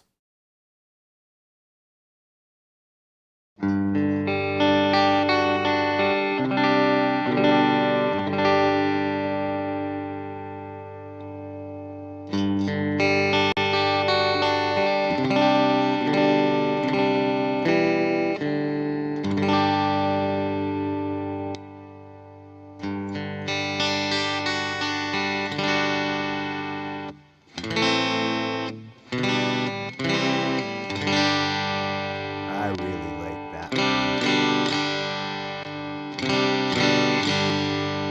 Really nice tone.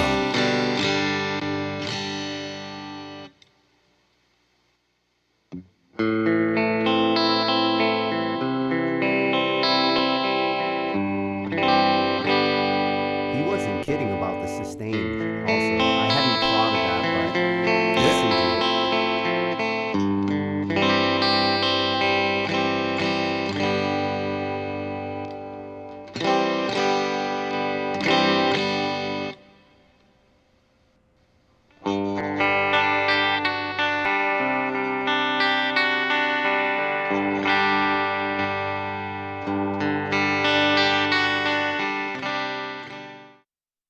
No signal noise at all. Overdrive.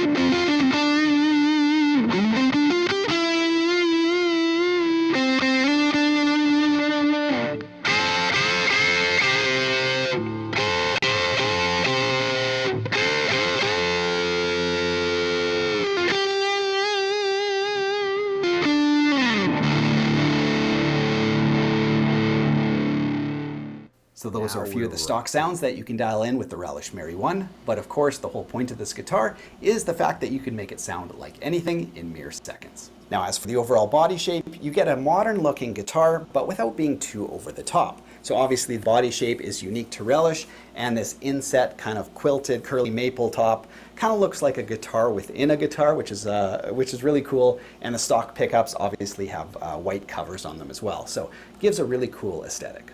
Now this guitar balances on a strap extremely well, no headstock dive at all. It does have a little bit of heft to it, so it's not like an ultra light instrument, but it hangs off a strap really well, feels great up against your body, and plays wonderfully. Now obviously this is a high-end instrument priced to compete with Gibson, with Paul Reed Smith, with Sir, with Tom Anderson, with Music Man, all those guitars, but with a feature set that really can't be matched. So I'll drop a link to this guitar in the video description below for people who are into specs. You guys can check it out from top to bottom, but of course it's available in a bunch of different colors, in a bunch Yeah, just a beautiful guitar. I mean, looking at the style of it, different exotic wood. get him in a better spot there. Looking at the style of it and seeing, you know, the versatility is the big thing. The how versatile that is ridiculous. Like being able to pop out the pickups on the fly like that. And to me, the question was, I play an SG, and that's most of what I do, but I can also see how some people, they do have just a whole arsenal of guitars. Some people even bring, 6-7 guitars on stage with them and have to sit there and tune 6-7 guitars up. And I get that, certain songs, it's you need that look or that specific sound for that song to work right. But also, if you had the ability to just bring 2 or 3 guitars and then be able to just pop pickups in and out on the one to get the sounds that you need to get. Popping pickups in between songs Mm-hmm. is reason alone to think like, holy shit, I could change my pickups to play a different song. Mm-hmm. That's a feature that Without having to no retune, other without pulling the guitar strings offers. off.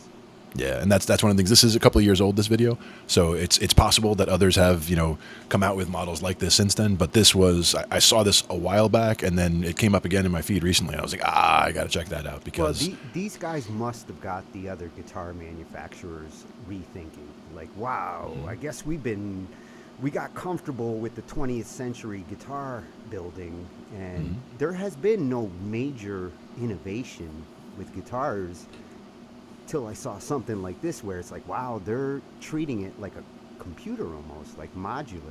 Mm-hmm. Yep. And that's one of the things I do like a lot about it is that, so many times I see people that, I got this guitar from my buddy, whatever, and they go to open it up and you can almost see like rats and insects jumping out of the thing. There's just just a whole nest in there of whatever had been the wiring at some point. But you saw how clean the inside of this was. Like this could literally never get that way unless you started stashing stuff in the back there. Forget a ham sandwich back in there or something. Well, the acoustic with a penny in it. Yeah, there you go. Mm-hmm, yep. You can get them out. It's just a matter of the way you kind of got to shake it. Just the right way. Got to know just how to do it. But yeah, that would be annoying. But yeah, get that little bit of a rattle happening. But that would work. That is some innovative instrument design. Like, I see this as the future for guitar thought. Yeah. Guitarists are modifying and drop tuning more than ever to get that different sound, and this kind of design opens up the doors. Mm-hmm. Exactly. Now, one of the other videos that we're probably not going to watch the video today, but we can take a look at just a screen grab of it. This is from our buddy at New Jazz over there, Oliver Prehn. Yep. The hands guy. Exactly. He uses Palmolive. It sure seems like it, right? His hands definitely are smooth. This was the one that we were looking at here, where this is one that's just an easy jazz piano improvisation. I think it's a 251 in a minor, and it's from New Jazz, is the channel, which we've subscribed to because he's got a lot of great information. There's such great information, and in this case, it's just about using a similar hand grip. He's a big fan of trying to make things simple to work with. So by looking at those 3 chords right there, the A minor 7 flat 5 is the 2, and then the D7, the D dominant 7 is the 5. Yeah, and the G minor is interesting. And the G minor is where we land, yeah. And that's where the grip that he's got it pointing to right now, if you notice that the notes that he has kind of written out for the right hand, that's on a D, a G, A, B, and a D. And it's in blue. So that would be the ones that he was playing while the A minor 7 flat 5 is happening. So he's looking at that as like a G triad sort of, with an A in the middle there. But you see how he has it labeled as, he's got the step is showing you the 2-5-1, the chords are the A minor 7 flat 5, the D7 and the G minor, and then underneath that he has triads, and he's saying this is a G triad that he's focusing on during the A minor 7 flat 5, because he wants to use this same hand grip that he has right here with that D, G, A, B, and D, and be able to reuse that when we go to the D7 by anchoring on the B flat. And so he's using like the B flat, I think the B flat, D, E, F perhaps, and B flat, to get that same kind of a hand grip, the same positioning, and then moving it over, and then to the G minor. But the main idea is that taking something like a 2-5-1 like this, like a little jazz thing that you put together, it's just 2-5-1, it's just a little thing that you can run around with, but it's giving you practice with a minor 7 flat 5 chord, a dominant 7 chord, and a minor chord. Where if you're doing it in a major key, you would be dealing with a minor 7, a dominant, and a major chord. So it gives you practice with all the different types of chords, and you're getting those different sounds in your ear. But it's also a good way to work with the different positions and work with different hand grips. And again, he's a fan of getting a grip that's comfortable and using it here, here, and here to work through a song, rather than changing from like this inversion to that inversion, or worrying about, now we're playing in C, now we're playing in G, now we're playing in F. It's more about where to focus the hand grip and where to kind of anchor things. But let's see, just jump to another little spot here. See what he's doing on the, for the G, he's basically using, for the G minor, he's using a D grip. So you can see how he's got his thumb on the A, from the A and the A, with the D, E, and F sharp in the middle. So he's using basically the same kind of a grip, and this way, when you're doing little motifs, when you're doing little, you get a little idea together, and you play, a little whatever it is that you play. Now, when you shift keys, you don't have to totally re-engineer or refigure things out. You can play the same motif in a different place. Oh, I think you had me do this one before. I think so. I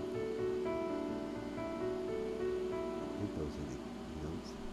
Yep, it's basically the A's on the top and the bottom in the right hand, and then D, E, and F sharp in the middle.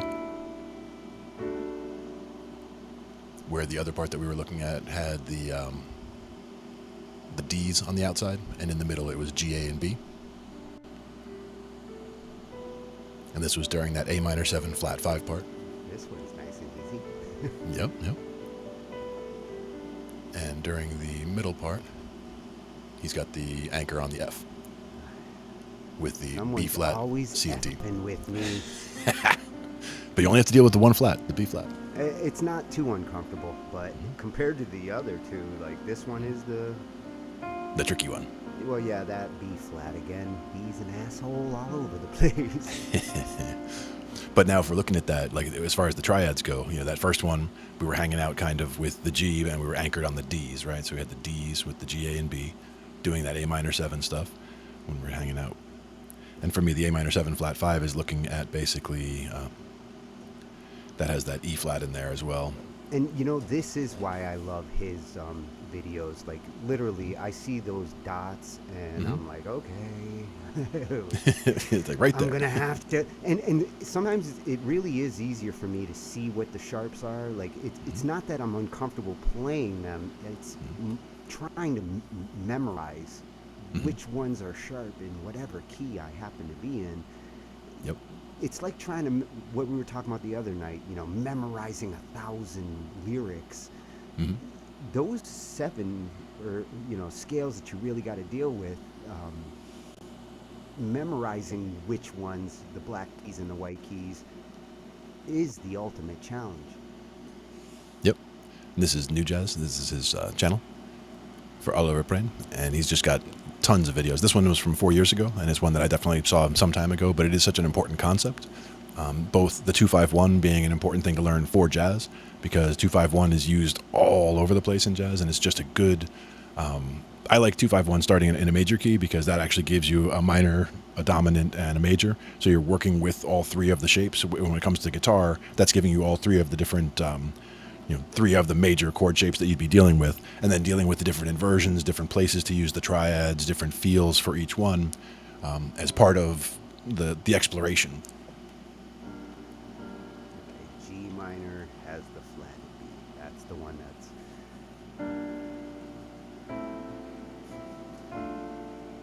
It has the flatted B and the flatted E.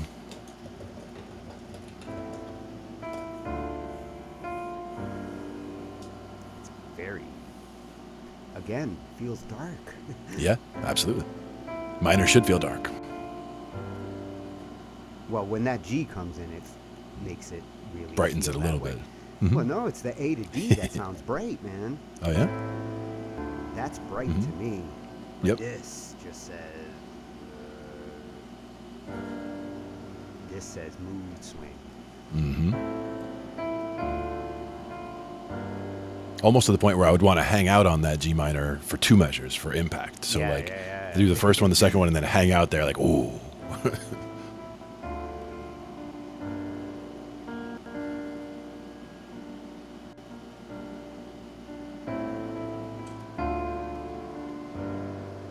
It's like you got to hang out there and think about what you've done. I'm in trouble. Writing a minor song, minor 251. But I'm not a minor. Minor 7, flat 5, D7, G minor. See, I haven't even injected the sevens into that at that point. Right, but again, with those Even- hand grips, though, and with those hand grips, or with what he's trying to show us with those hand grips, is to try to keep it simple and try to keep it to something that makes sense. To be able to just shift from here to there by just kind of moving a few notes rather than trying to rethink the whole thing,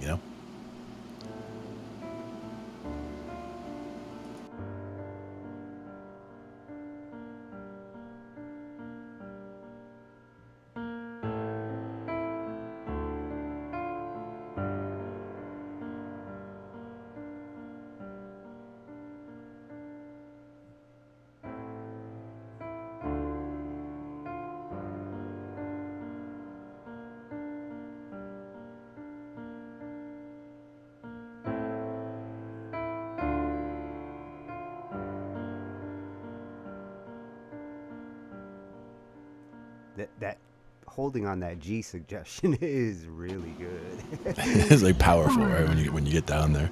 Yeah, it totally gives it like a perfect opportunity to actually sing the important line.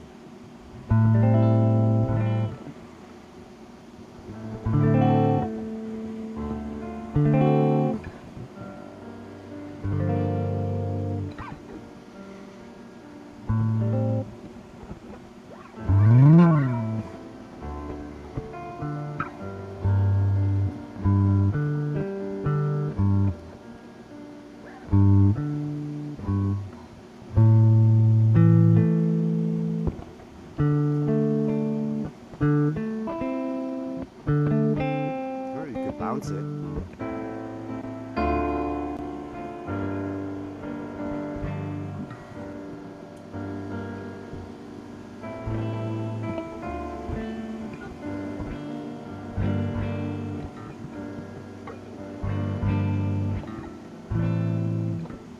You know, and you could cut that hold on that G, you could cut it in half and actually come back in a little bit of a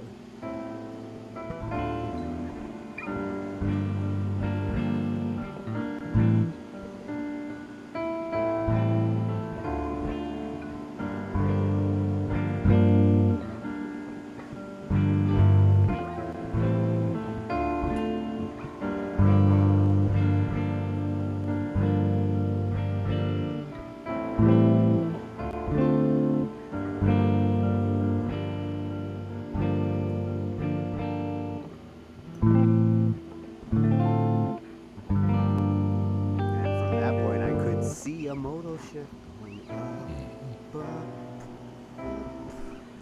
to the other. Yeah. Hanging out in the sea. I like it.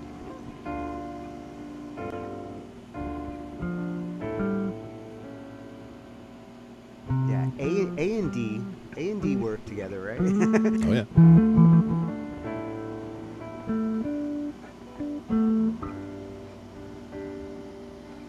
Yeah, C and D. Oh, yeah.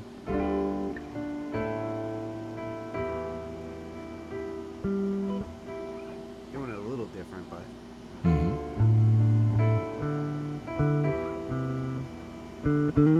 See, I hear that going from a D to an E at that one, but that's because the E would be the third of that C.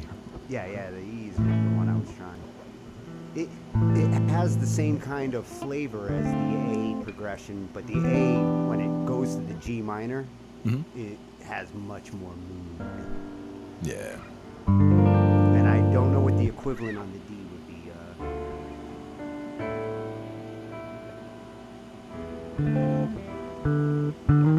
On the E? Yeah, it is an E minor. It just doesn't have the same change that the G does. The G's not supposed to be minor on the other one. The E here is minor on D minor. One thing that can make a difference also is where I play it. Like if I play an E minor 7, I should say, up here, versus playing it down here, where I get that low E fat in there. Sounds very different than it is over. That's the same kind of thing.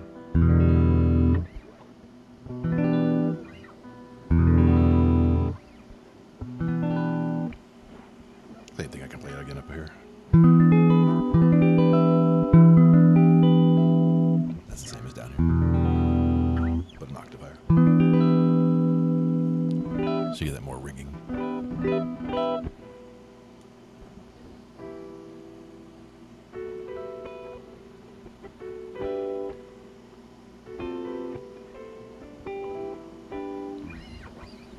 And now we're playing in E. That was E minor, yeah.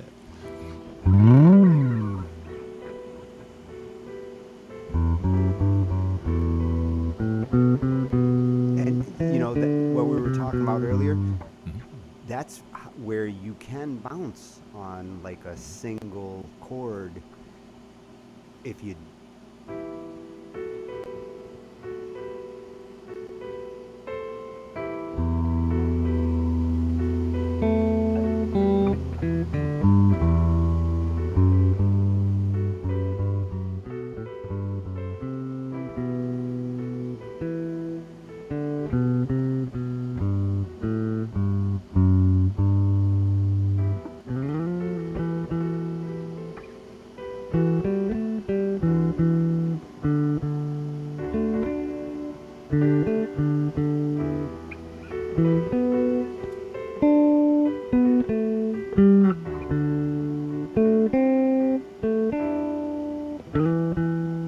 and only 2 chords. Yep.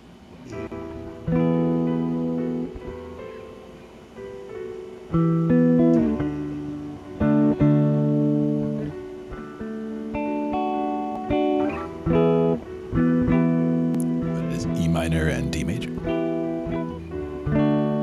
which I like.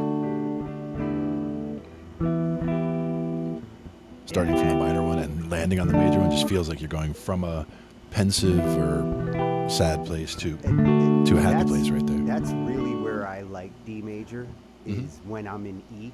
Like D major works great when you're in E minor. Sure. It's that note right under your A whole step behind.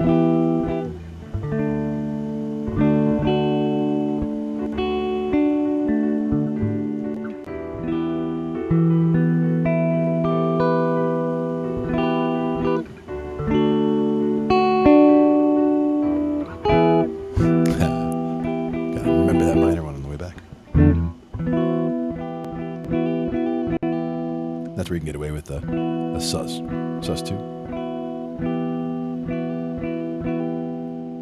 What if it was major? It'd be up there.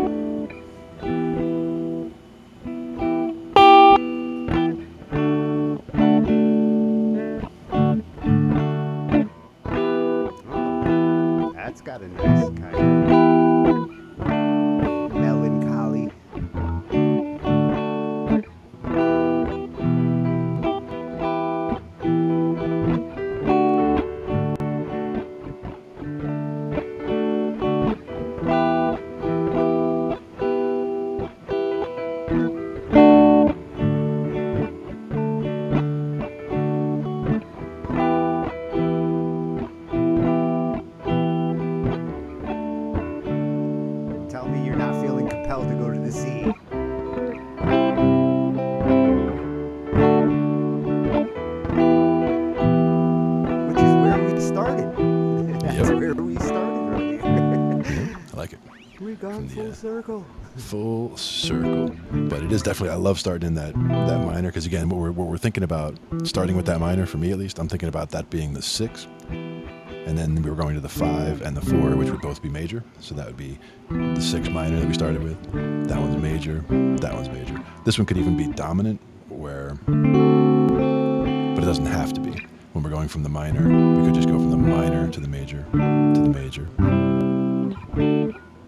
Or we could go from the minor to the dominant, to the major.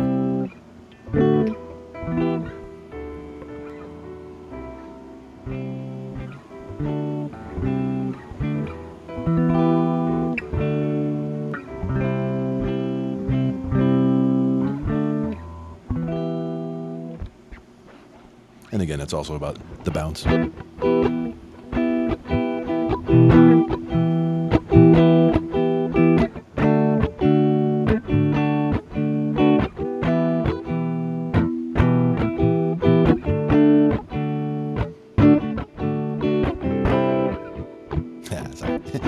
I jumped right as you went. But one thing about that is, for me picking, like not even using a pick, but just keeping my, as if I have. You're getting that off your fingers? Yeah, that's all fingers. It's actually fingernails, so it's basically coming across with the back of the fingernails going down, and the thumbnail going up. So like if you're not even hitting notes, it's very open and loose. So I don't have to worry about, I'm not holding a pick. If I drop a pick, I'm not, oh my god, I don't have anything in my hand. But I'm just, and I can kind of keep my hand angled a little bit so that I'm really striking several strings at the same time, rather than making it like using all the fingers to go across each string one by one. I'm kind of hitting 3 and 4 strings at a time when I'm doing the way down, and the way back is just the thumbnail. But it keeps the wrist nice and loose. And if I'm doing like a down, down, up, up, down, down, up, up, that kind of thing. And you can do Prince's Kiss. There you go. That kiss. Yeah, and Aerosmith has one called Walking the Dog. Where Sure. I'll show you where you're walking the dog, and that is actually the hook of the song, is just a quick little palm mute. Yep. But that's what I like about that. And depending on what chord you want to hit, like that's just that little minor or minor 7, if you do it that way. But I can bring it out pretty loud if I really strike into it.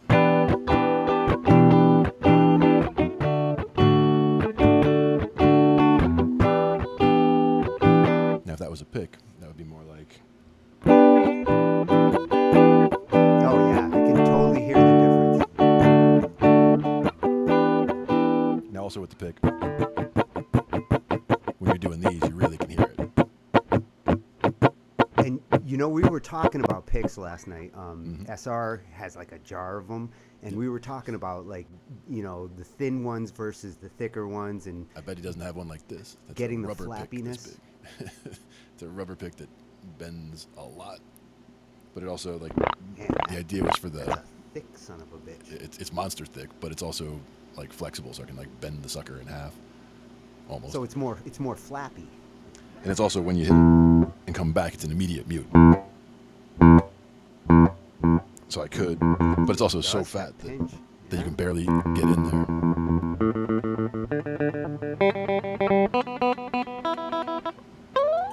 But I had it really for using on the bass. But just coming across, like it does have a softer feel, like not as soft as coming across like with the flesh of my finger, because that's the other thing I'll do is just use that's just my thumb going back and forth on it with the side of the thumb, or the side and the top of the pad there. But I can also do the same thing I was just doing with just the thumb. Sometimes the upstrokes are a little louder though. But that's just basically keeping the picking hand, or I just have it kind of like anchored on the guitar at the bottom, and I'm just using the thumb itself. I think it sounds nice with just your natural picks. It's usually a lot quieter. So like if I was playing through an amp, you'd probably notice it doesn't dig in as much as it would. But if I did want to dig,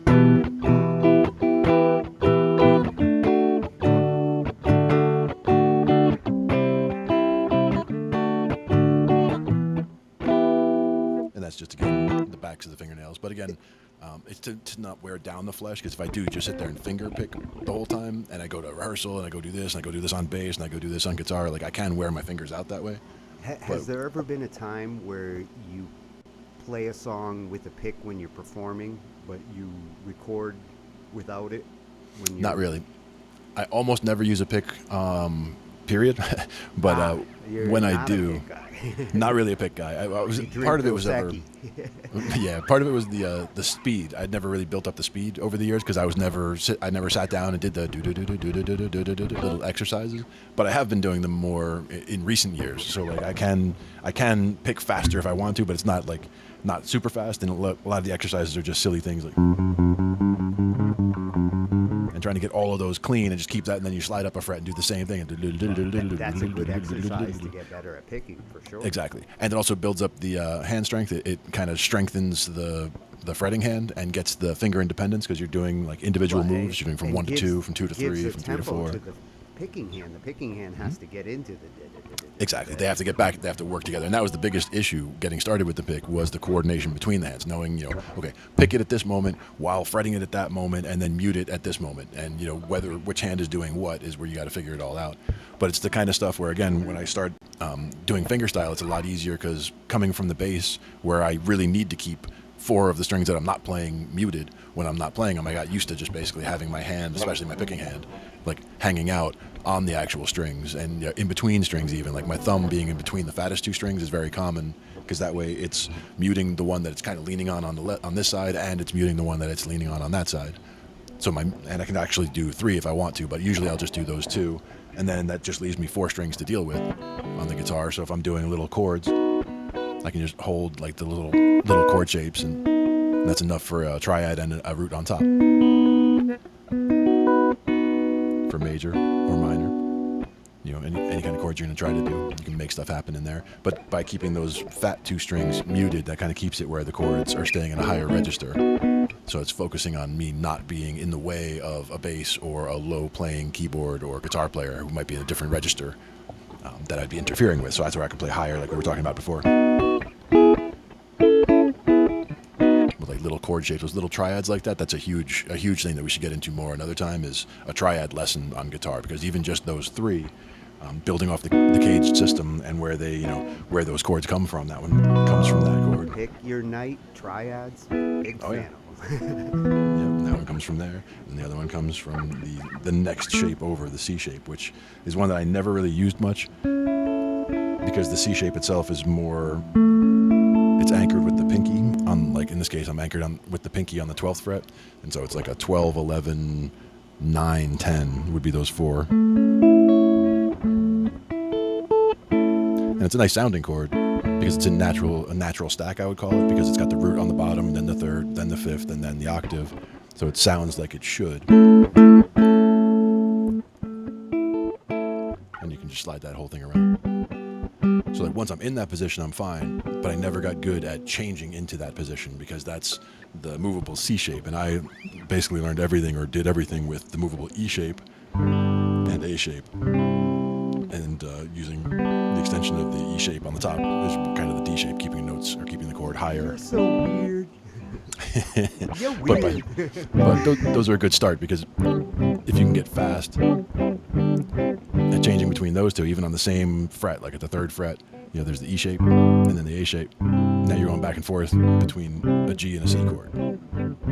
So if you can very quickly, just by bouncing from one string down with those 2 claws, go back and forth between 2 major chords. That's what I was talking about earlier with the A F inversion, and depending, it became that convenient bounce like that for me. Yep. The other one that's big though is going from that same chords I was just doing, but doing it this way. I'm playing what would be 5, 4, 3, 3 on those, and then if I just bar across those 3, where I just basically flatten the ring finger, now I'm playing the other chord. So I can, just by flattening the ring finger down and keeping these 3 in place, I can very quickly bounce between those 2 chords without having to actually change the claws that much, because you're just going from hitting these 3 right there to those 3. So that's one of those moves that once you get that down, and you're like, holy crap, and then you can do that anyway. So anytime you want to go from this chord to that chord and back, you can just drop that finger back. So it makes it very easy to just kind of shift. And again, that's not learning which ones are sharps and flats and worrying about which ones, you know. I know that in whichever of these chords that I'm playing, the bottom one is the root, then the third, and then the 5. So it's also a good natural stack with that. And when you do that one, you're doing 5 and then root and then the third on top. So knowing which inversions is helpful too, because then if you're doing a little solo piece and you're going to end at that chord, then you know which tone you're really, you know, focused on or where you want to hit and then kind of bounce back to. It's nice having the target. Definitely. And that's one of those concepts that didn't hit me until recently, really. And one of the videos I watched, yeah, one of the videos was on specifically target, what's it called? Soloing to target tones, I think was the idea, where basically, okay, we're going to solo and we're going to focus on targeting the 5. So like, you know, you might be playing in the key of C, but the idea is you're going to solo, and instead of always starting and ending and landing on that C, you might start on that C, but as soon as you're feeling that next pause, you're going to pause on the G instead. So you're going to hang out on the 5 while the chord is going underneath, and you're going to focus on doing lines that start and end on the G. And in this case, in this way, what you're learning is not just how to start and end and focus on that G, but you're also learning kind of a mixolydian sound, because G mixolydian is the C major scale starting from G. So that's where that kind of fits in. So you could just be playing all the white notes, but starting, ending, and focusing on the G itself, and that'll give you a mixolydian sound because of the fact that you have that, instead of the F sharp, you've got the F in there. Yeah, and when you're doing target practice with your instrument, solo target practice, and taking that approach and where to send your solo, you got a lot more options there than, you know, chord target practicing. Like for me, it's just about like, what key am I actually in? Come to find out, I'm not in the key I think I am, apparently. Yeah. With a lot of these examples. Sometimes it's because of an inversion that you're in, like they're using an inverted chord, and even though it looks like a triad, your usual triad, the note that's being emphasized by the bass or by everybody else is a different note than those, and you're like, wait, what does that mean? And the target chord in the progression, like we saw some progressions tonight where the target chord is not your typical target chord. We started with a 2 and then went to a, what, a 5. Is it 5? And then to a to 1? The 1. Yep, minor 2-5-1, and that's one again that's really big in jazz. And also when you hear it come around, it's kind of like that 1-4-5. Once you recognize that 2-5-1 and you feel it coming around, like you could literally stay in there all day. And that was one that and it kind of felt like the 5 was actually the inadvertent target, because being the little middle note, it was kind of like the constant target that you used bounce back to bounce forward, bounce back. Yep. Now, if I were doing, let's say, a 2-5-1, and I were going to do it in, let's say we're going to do it in D. So we're going to start with the D minor, right? So that's going to be the 2 chord, is that D minor. Then the 5 chord is going to be that G, in this case, G dominant. So it's got that flat 7 in there, which makes it the 5 chord, or identifies that. And then when you come back to the 1, would basically be your C major. Or if you wanted it to be the C major 7, you'd add it in that way. So I always like that landing, because that 7 sounds really nice. So you'd be coming from the to there to there.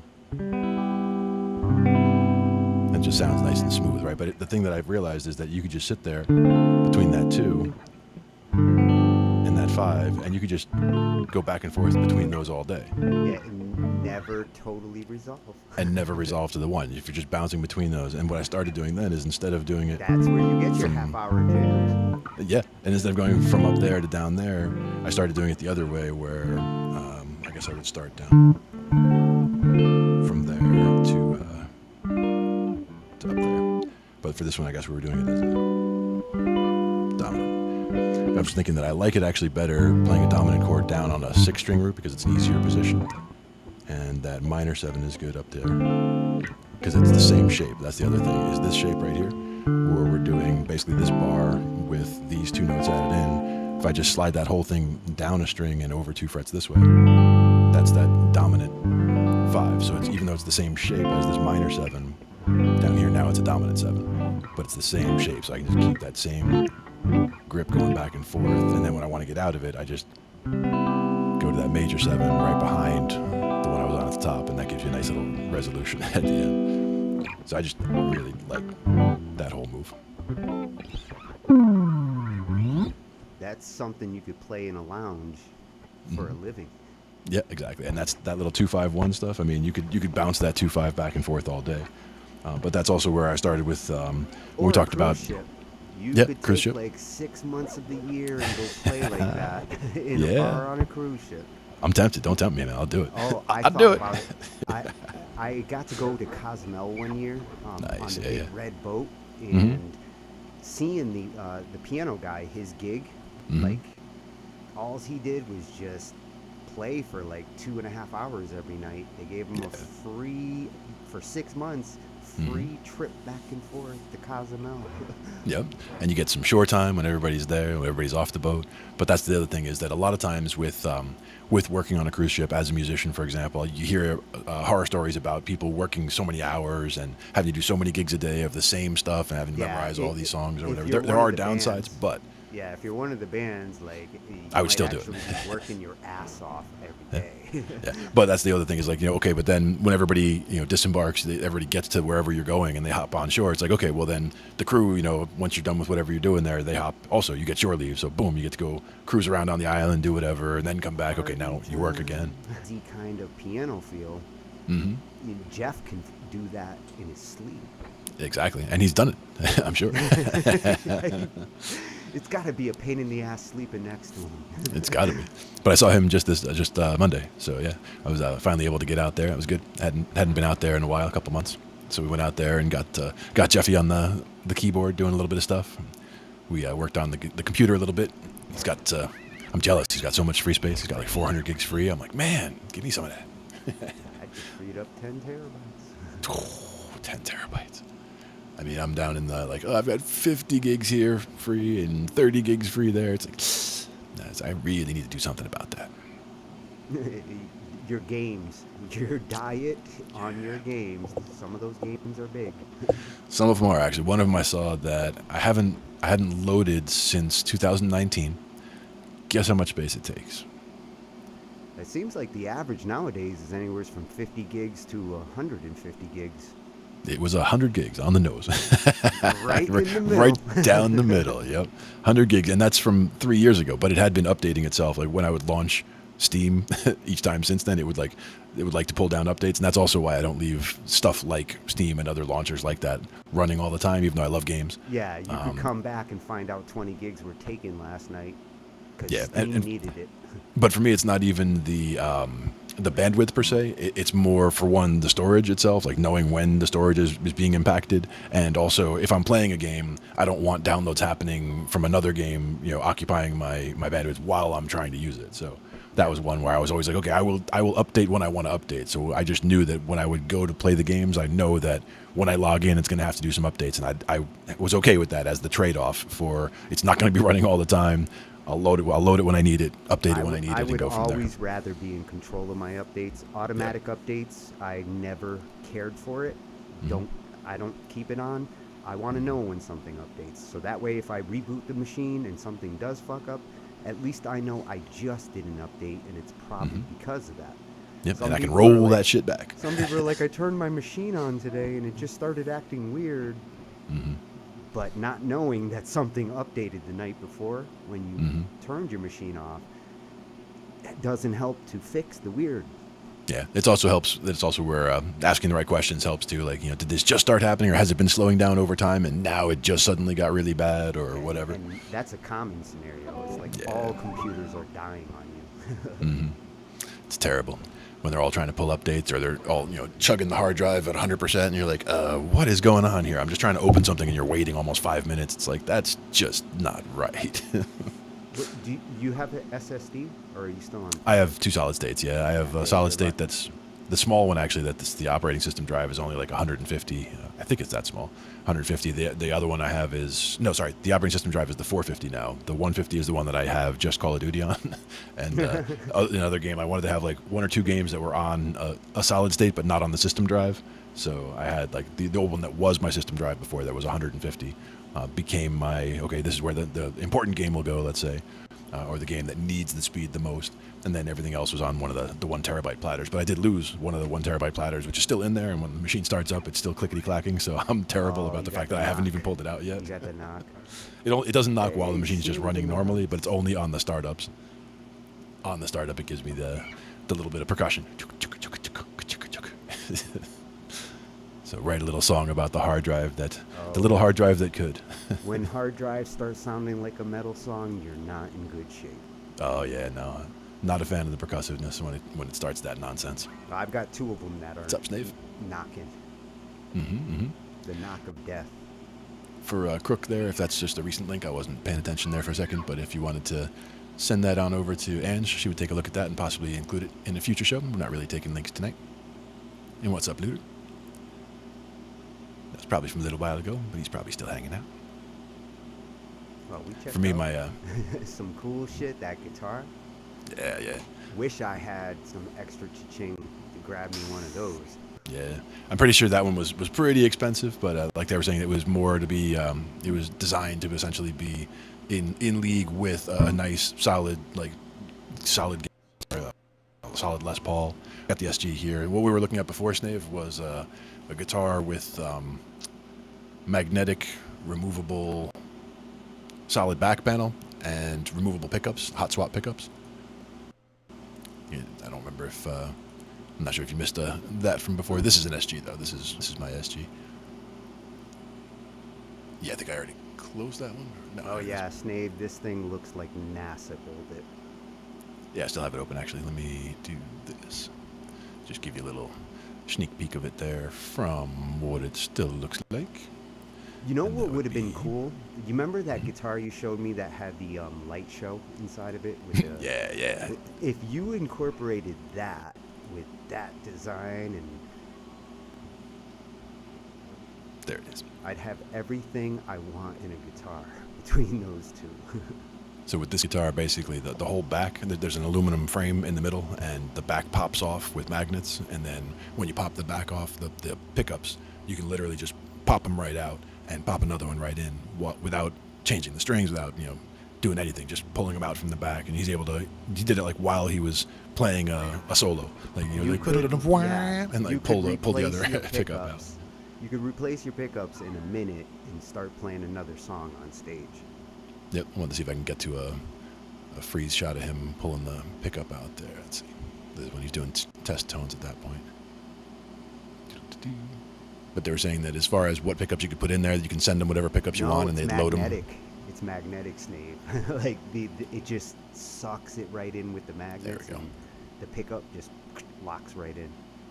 There's a better look. So like these big round things are on the outside. That's the magnets to hold the cover on, and the cover is just a whole solid back plate. So there's no instrument pop off cover and all that. It's all just from the one solid piece. And then the pickups themselves just have that quick release in the middle that just pulls them. It just pulls them right out. Yeah, and the cool thing is if you have special pickups that you want to use on it, they will mod the pickup for the magnet kit for free. See, that's him putting a pickup in right there that just snaps right in with the magnet. So as you guys can see, swapping pickups I know, that was my response. Whoa. also go through this Strings aluminum also frame. went through to So there. the neck is bolted to the frame, the pickups, the strings, which means sustain should be amazing. So clearly this is an amazing wasn't design. Really bullshitting about reminds me that of something sustain. that NASA or perhaps Boeing would dream up. But there is one more game-changing feature. Let's check it out now. So why design a guitar that can have the back removed in literally 1 second? Well, here's why. So as you guys can see, swapping pickups could not be easier. All you do is you have your pickup, which is mounted on a ring with magnets and pins. Slap it in. Oh, it gives me tingles to see it that easy. Yep. So it does. Fast. And I this know, was the Dave. guitar itself is a This one is called Relish. Relish Guitars was the manufacturer, and this is from Daryl Braun Guitar, his page, and this And it's was got a from a nice couple years ago. design. Like, you know, I like the look of the design just as much as the amazing design of the guitar. Yep, yep. Yeah, that was definitely worth a revisit because that was a good one. And again, I just found his channel just because I watch so many so many things about guitars and basses and all that I really come up with some, or I find some really cool channels out there from people that I would not have found otherwise just because they come up in the feed. This one, it was expensive. It was, I want to say the links were 1,600 and 1,400. He had two different links for it, but I think that was again 3 years ago. So I'm not sure what they would be now, or if they've moved generations on beyond this as far as what they're doing. But the fact that it was that advanced already 3 years ago tells me that they've probably improved and come down in price both since If then. you're That would be my saying guess. 1,600, that's already a good price for something like that. I was thinking like 5,000 plus. Yeah, I mean, when you talk about a feature set like that, that's what he was saying. It was kind of priced in the range that you would expect to find, like a good SG standard, maybe 1,200. You get a Les Paul for in that 1,500, 1,600. So it's in the range of that kind of a thing. But yeah, instead of multiple thousands of dollars, getting it for somewhere between $1,000 and $2,000 wouldn't be terrible. Not that I'm running out to buy one because I don't have that cash at the moment, but I would love to. Certain instruments, there's certain price. I spent 3,500 for my Roland. Yeah, exactly. Didn't even blink. I was happy to get it for 3,500. At the time, it was really going for 4,500. Yep. And that's where it's all relative. I bought the floor model just to save $1,000. Yep, exactly. That's another good way to do it, especially for something like that, because how banged on could a floor model get on a keyboard? Really, I mean, I was the one banging on it from the moment they put it out on the floor. I was there every other day. I got to get that it for like 6 months. I was like, this one's mine. I would have to get that scene from the Blues Brothers when they go into Ray Charles to the music shop, and they're talking about the action. There's no action left in this keyboard. He's like, the action on this keyboard is fine, son. He just like sets him off to the side and like sits down and plays and just goes nuts. That's awesome. Got to get that scene. Plug that in for another time. But yeah, that was Relish Guitars. It is a Swiss company, and I love that scene. A Swiss company. They we're talking about the precision, the build. I mean, looking at it, super clean, super nice build. I was saying the inside of that guitar was like so beautiful. Like you just want to open it up and just look at it every time before you even go to do anything, whether you're going to change the pickups out or not. It's just like, wow, okay, and then close it back up and then start playing. But it looks awesome. It sounds awesome. The sustain looks like it'll be there, especially again with the strings going through the body like that, through that plate in the middle at the least. That's where they stop so that they don't go to that, the back panel. So it looks even clean on the back. Check out that video, Snave, because he does do a tone test. And when you hear, what do you call it, the piezo? The piezo, switch, yeah. Piezo switch. It's got a pull pot down there, yep. There are some sweet spots with that switch where it's like, it sounds like an acoustic, electrified. Yep, some good clean tones, and he did some overdrive tones. He did some distortion tones, doing a little bit of a test there, going through and just just showing that it's really versatile, and as well being able to just pop them. I think again it depended on which things he had popped in at the time, but he did have as a third. Let me see if I can find the spot on there. A third spot where it had a. They said the neck pickup. I hadn't heard that term before. Yep, Neck one's closer to the neck and one's further towards the body. So they just say the one that's close to the neck is the neck pickup. Yeah, like right here, this first pot is a push pull, and so when he's doing, he throws the three-way switch, and he's got that, and he's also got I think it was a tap down here. So he does have some good controls on it. I guess it's probably combined volume, combined tone, the three-way switch, the one down there, and then this one is the pull pot that had the piezo. But as he was running it through its paces down here is where he was basically showing, like here's the neck pickup and the piezo blend, and like going through some of the, here, let's do this.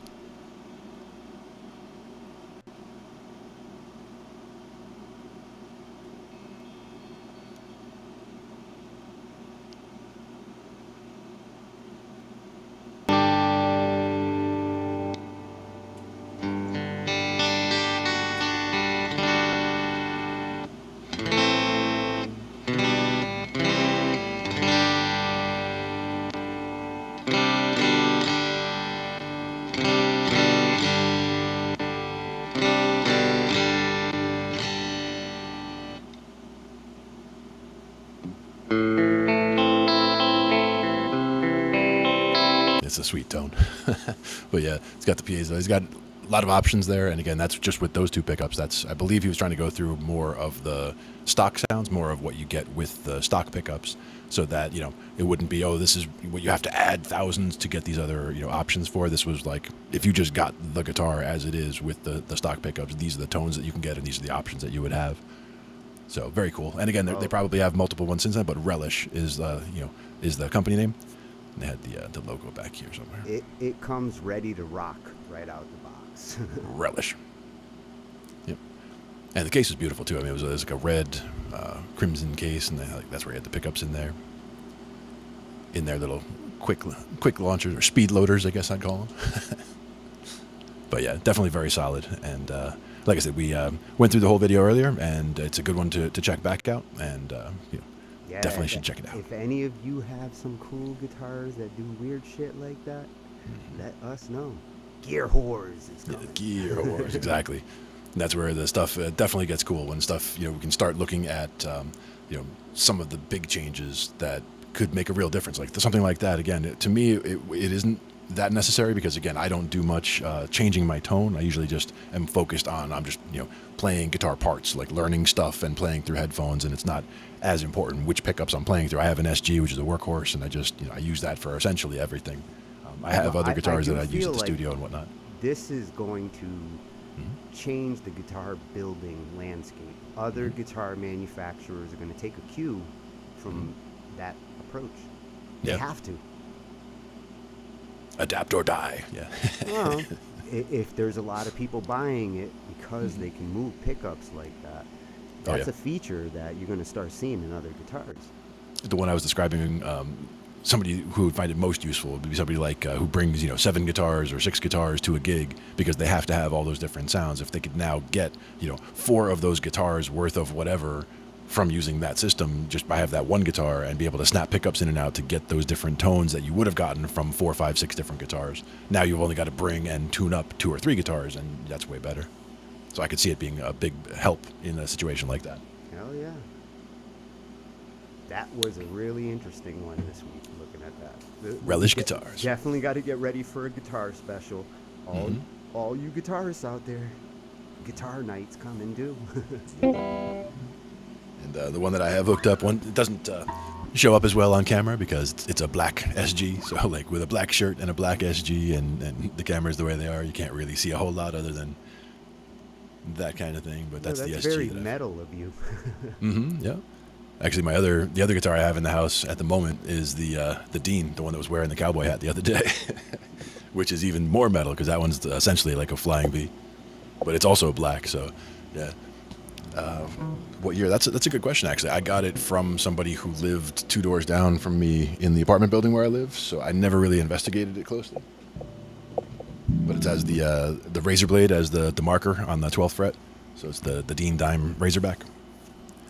And I would have to look to see what year it is, but it is tucked away at the moment. It was out just yesterday. It was sitting in my chair. So if you saw or even for New Year's, if you saw the video for New Year's, that's what was sitting in my chair all night.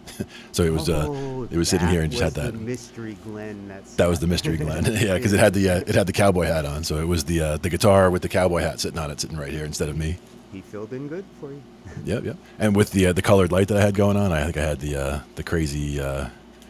Like this kind of light going on, so it was like shining off of that 12th fret marker, like with all the shimmering of the colored light going on. I was like, oh, that looks pretty cool. So I went with that one. It is nice to have the option to have a little bit of a light over here because it was just too dark. I don't really have a good lighting scenario going on over here, but with this little thing, this definitely helps out a lot. I can make it too bright. I can make it just bright enough. But I also have my camera set up more for the body here for when I'm playing guitar or whatever. And I was doing some keyboard, but you can't hear the keyboard. I have it set up for the meticulous so that we could actually look at individual notes if I'm playing on the weighted keys. But that was something that was good, Tony, that I noticed is that the weighted keys through meticulous, I was not getting any delay where I was getting a bit of a delay with the Casio when I was doing it that way. Yeah, hey. Use the weighted keys, man. So then using the weighted keys would be the thing. But again, certain things, like if I was trying to do like really fast. Yeah, you will find where the weighted keys can be little bit of a hindrance, especially some of the stuff you do. It suits itself better to bouncy plastic keys. Yeah, yeah, and even if it's just holding. But the other thing is though that this does have the pedal, so I have sustain with the weighted keyboard because it's a full essentially piano, where it's the size of an upright piano essentially, and has the full sustain pedal and the sostinato pedal, so I can can't live without my sustain. yeah, and it's like when I watched Jeff play over at the studio on Monday. And he's using the foot pedal. I was like, oh, that's what's really missing from what's going on over here. Especially if I was trying to play like the Chopin pieces, because some of those really do need that sustain in order to keep it, keep that note held while you're getting ready for these two on the way to that other chord over there. Otherwise, it sounds choppy when you're trying to do it on a, even on the weighted keys, it would sound choppy because those transitions aren't as smooth without the pedal. Yeah, I'm thinking of actually biting the bullet, and Roland has a 3 pedal, that simulates the entire grand pianos, with Nice. what is it, the sostinato pedal that The middle one where it can just do half it, yeah. sustains and half doesn't. And that's the one I don't have here actually. With this, I have the sustain pedal on the one side, and the other one should be like usually the pedal that's on the left for a piano is the quiet pedal essentially, where it's moving over and only playing 2 of the 3 strings or 2 of the 4 strings by moving the hammer slightly to the side. But the one in the middle, it'll only hold what notes you have held down, so you can hold down a big chord, hold that middle pedal, and now you can play other notes all over the keyboard, and it'll only hold those hammers that you had held when you hit that middle pedal. Whereas normally with the full sustain pedal, as soon as you hold that sustain pedal, it's fully open. So now any other notes that you hit are going to fully ring out the whole time. Right. But with that middle pedal, it's only going to hold. And that's where that Chopin song also would be useful for that, because that's where you want to hold that chord, but leave it open to get a couple of notes just kind of sprinkled in without having them ring out the whole time as well. Because that could make could make a bit of dissonant because you have too many notes ringing out at one time if you're doing little runs and stuff. So that's where that's useful. That's a pedal that I've contemplated adding.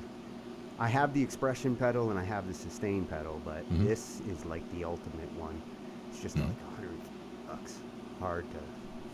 I don't really use the sostinato too much, so it's like, do I really want to spend that much? Hey, what's up, Little Raj? Little Raj. Oh, looks like it's midnight. I've got our new little intro. Yes. The intro/outro. We do appreciate you guys coming by. Sorry, Ange, but we're just finishing up over there, so we're going to need to, for posts there or for links, you can send those over to Angie, to Angified. Different Ange, exactly. Oh my God, he's fucking with me. Yeah, no. But you can send the link over to Angified, and she'll put it in for a playlist sometime next week. For me, that was, let's see, the Jack of All Trades. Yeah, that's one where I've seen a couple of videos lately where they were talking about getting all the sounds on a Telecaster, for example, or getting all the sounds on a Strat, or getting all the sounds on an SG. So they were looking at ways in which you could try to get that, to get all the different sounds, whether it's adding this particular pedal, or using the tone controls in this way, or whether it's the attack, how you actually get the what strings you're putting on. But there were a few of those, and I believe those were from Thoman's Guitars, which is another one of the links that we've used before. That's where Julia was the one who played like the Earth, Wind, and Fire bass lines, and the other, she's got some really good funk bass and stuff like that. Thank you, Snave. Appreciate that. But yeah, we'll definitely check those out. As far as the getting all the different sounds, and again, a lot of it came down to the fingers. Some of it had to do with what pedals they had, but they were trying to do things as basically as they could. So trying to just use things that everybody could have access to, not things that's, this $10,000 pedal and that $5,000 amp or whatever. So trying to keep it as useful as they could to be able to get all the sounds that you can out of what you have in-house. Yep. And we will see you guys next time. Appreciate it. Always fun, Tony. Catch you next time. Oh yeah, that was highly educational. Thank you. And thanks to the people from the channels that we featured today. We'll have links in the videos later. Night, everyone. Good night.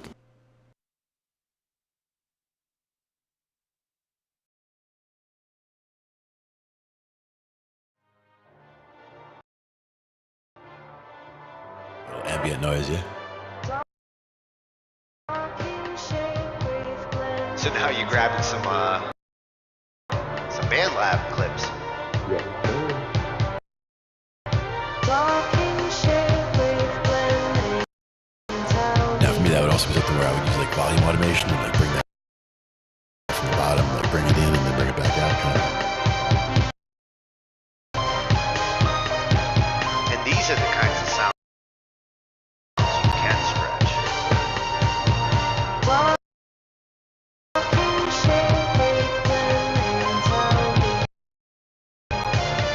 With this AI, like stretching it actually can be cool.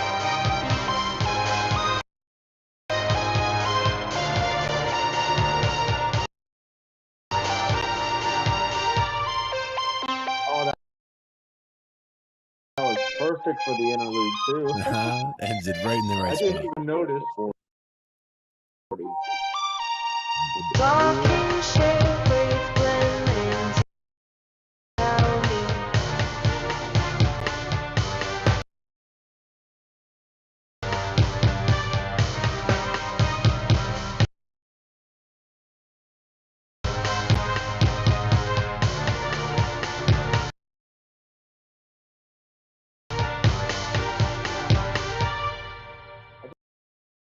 I didn't even realize the texture faded out at the interlude until it happened. I'm like, wait a minute. Sometimes you just, it was just meant to be that way.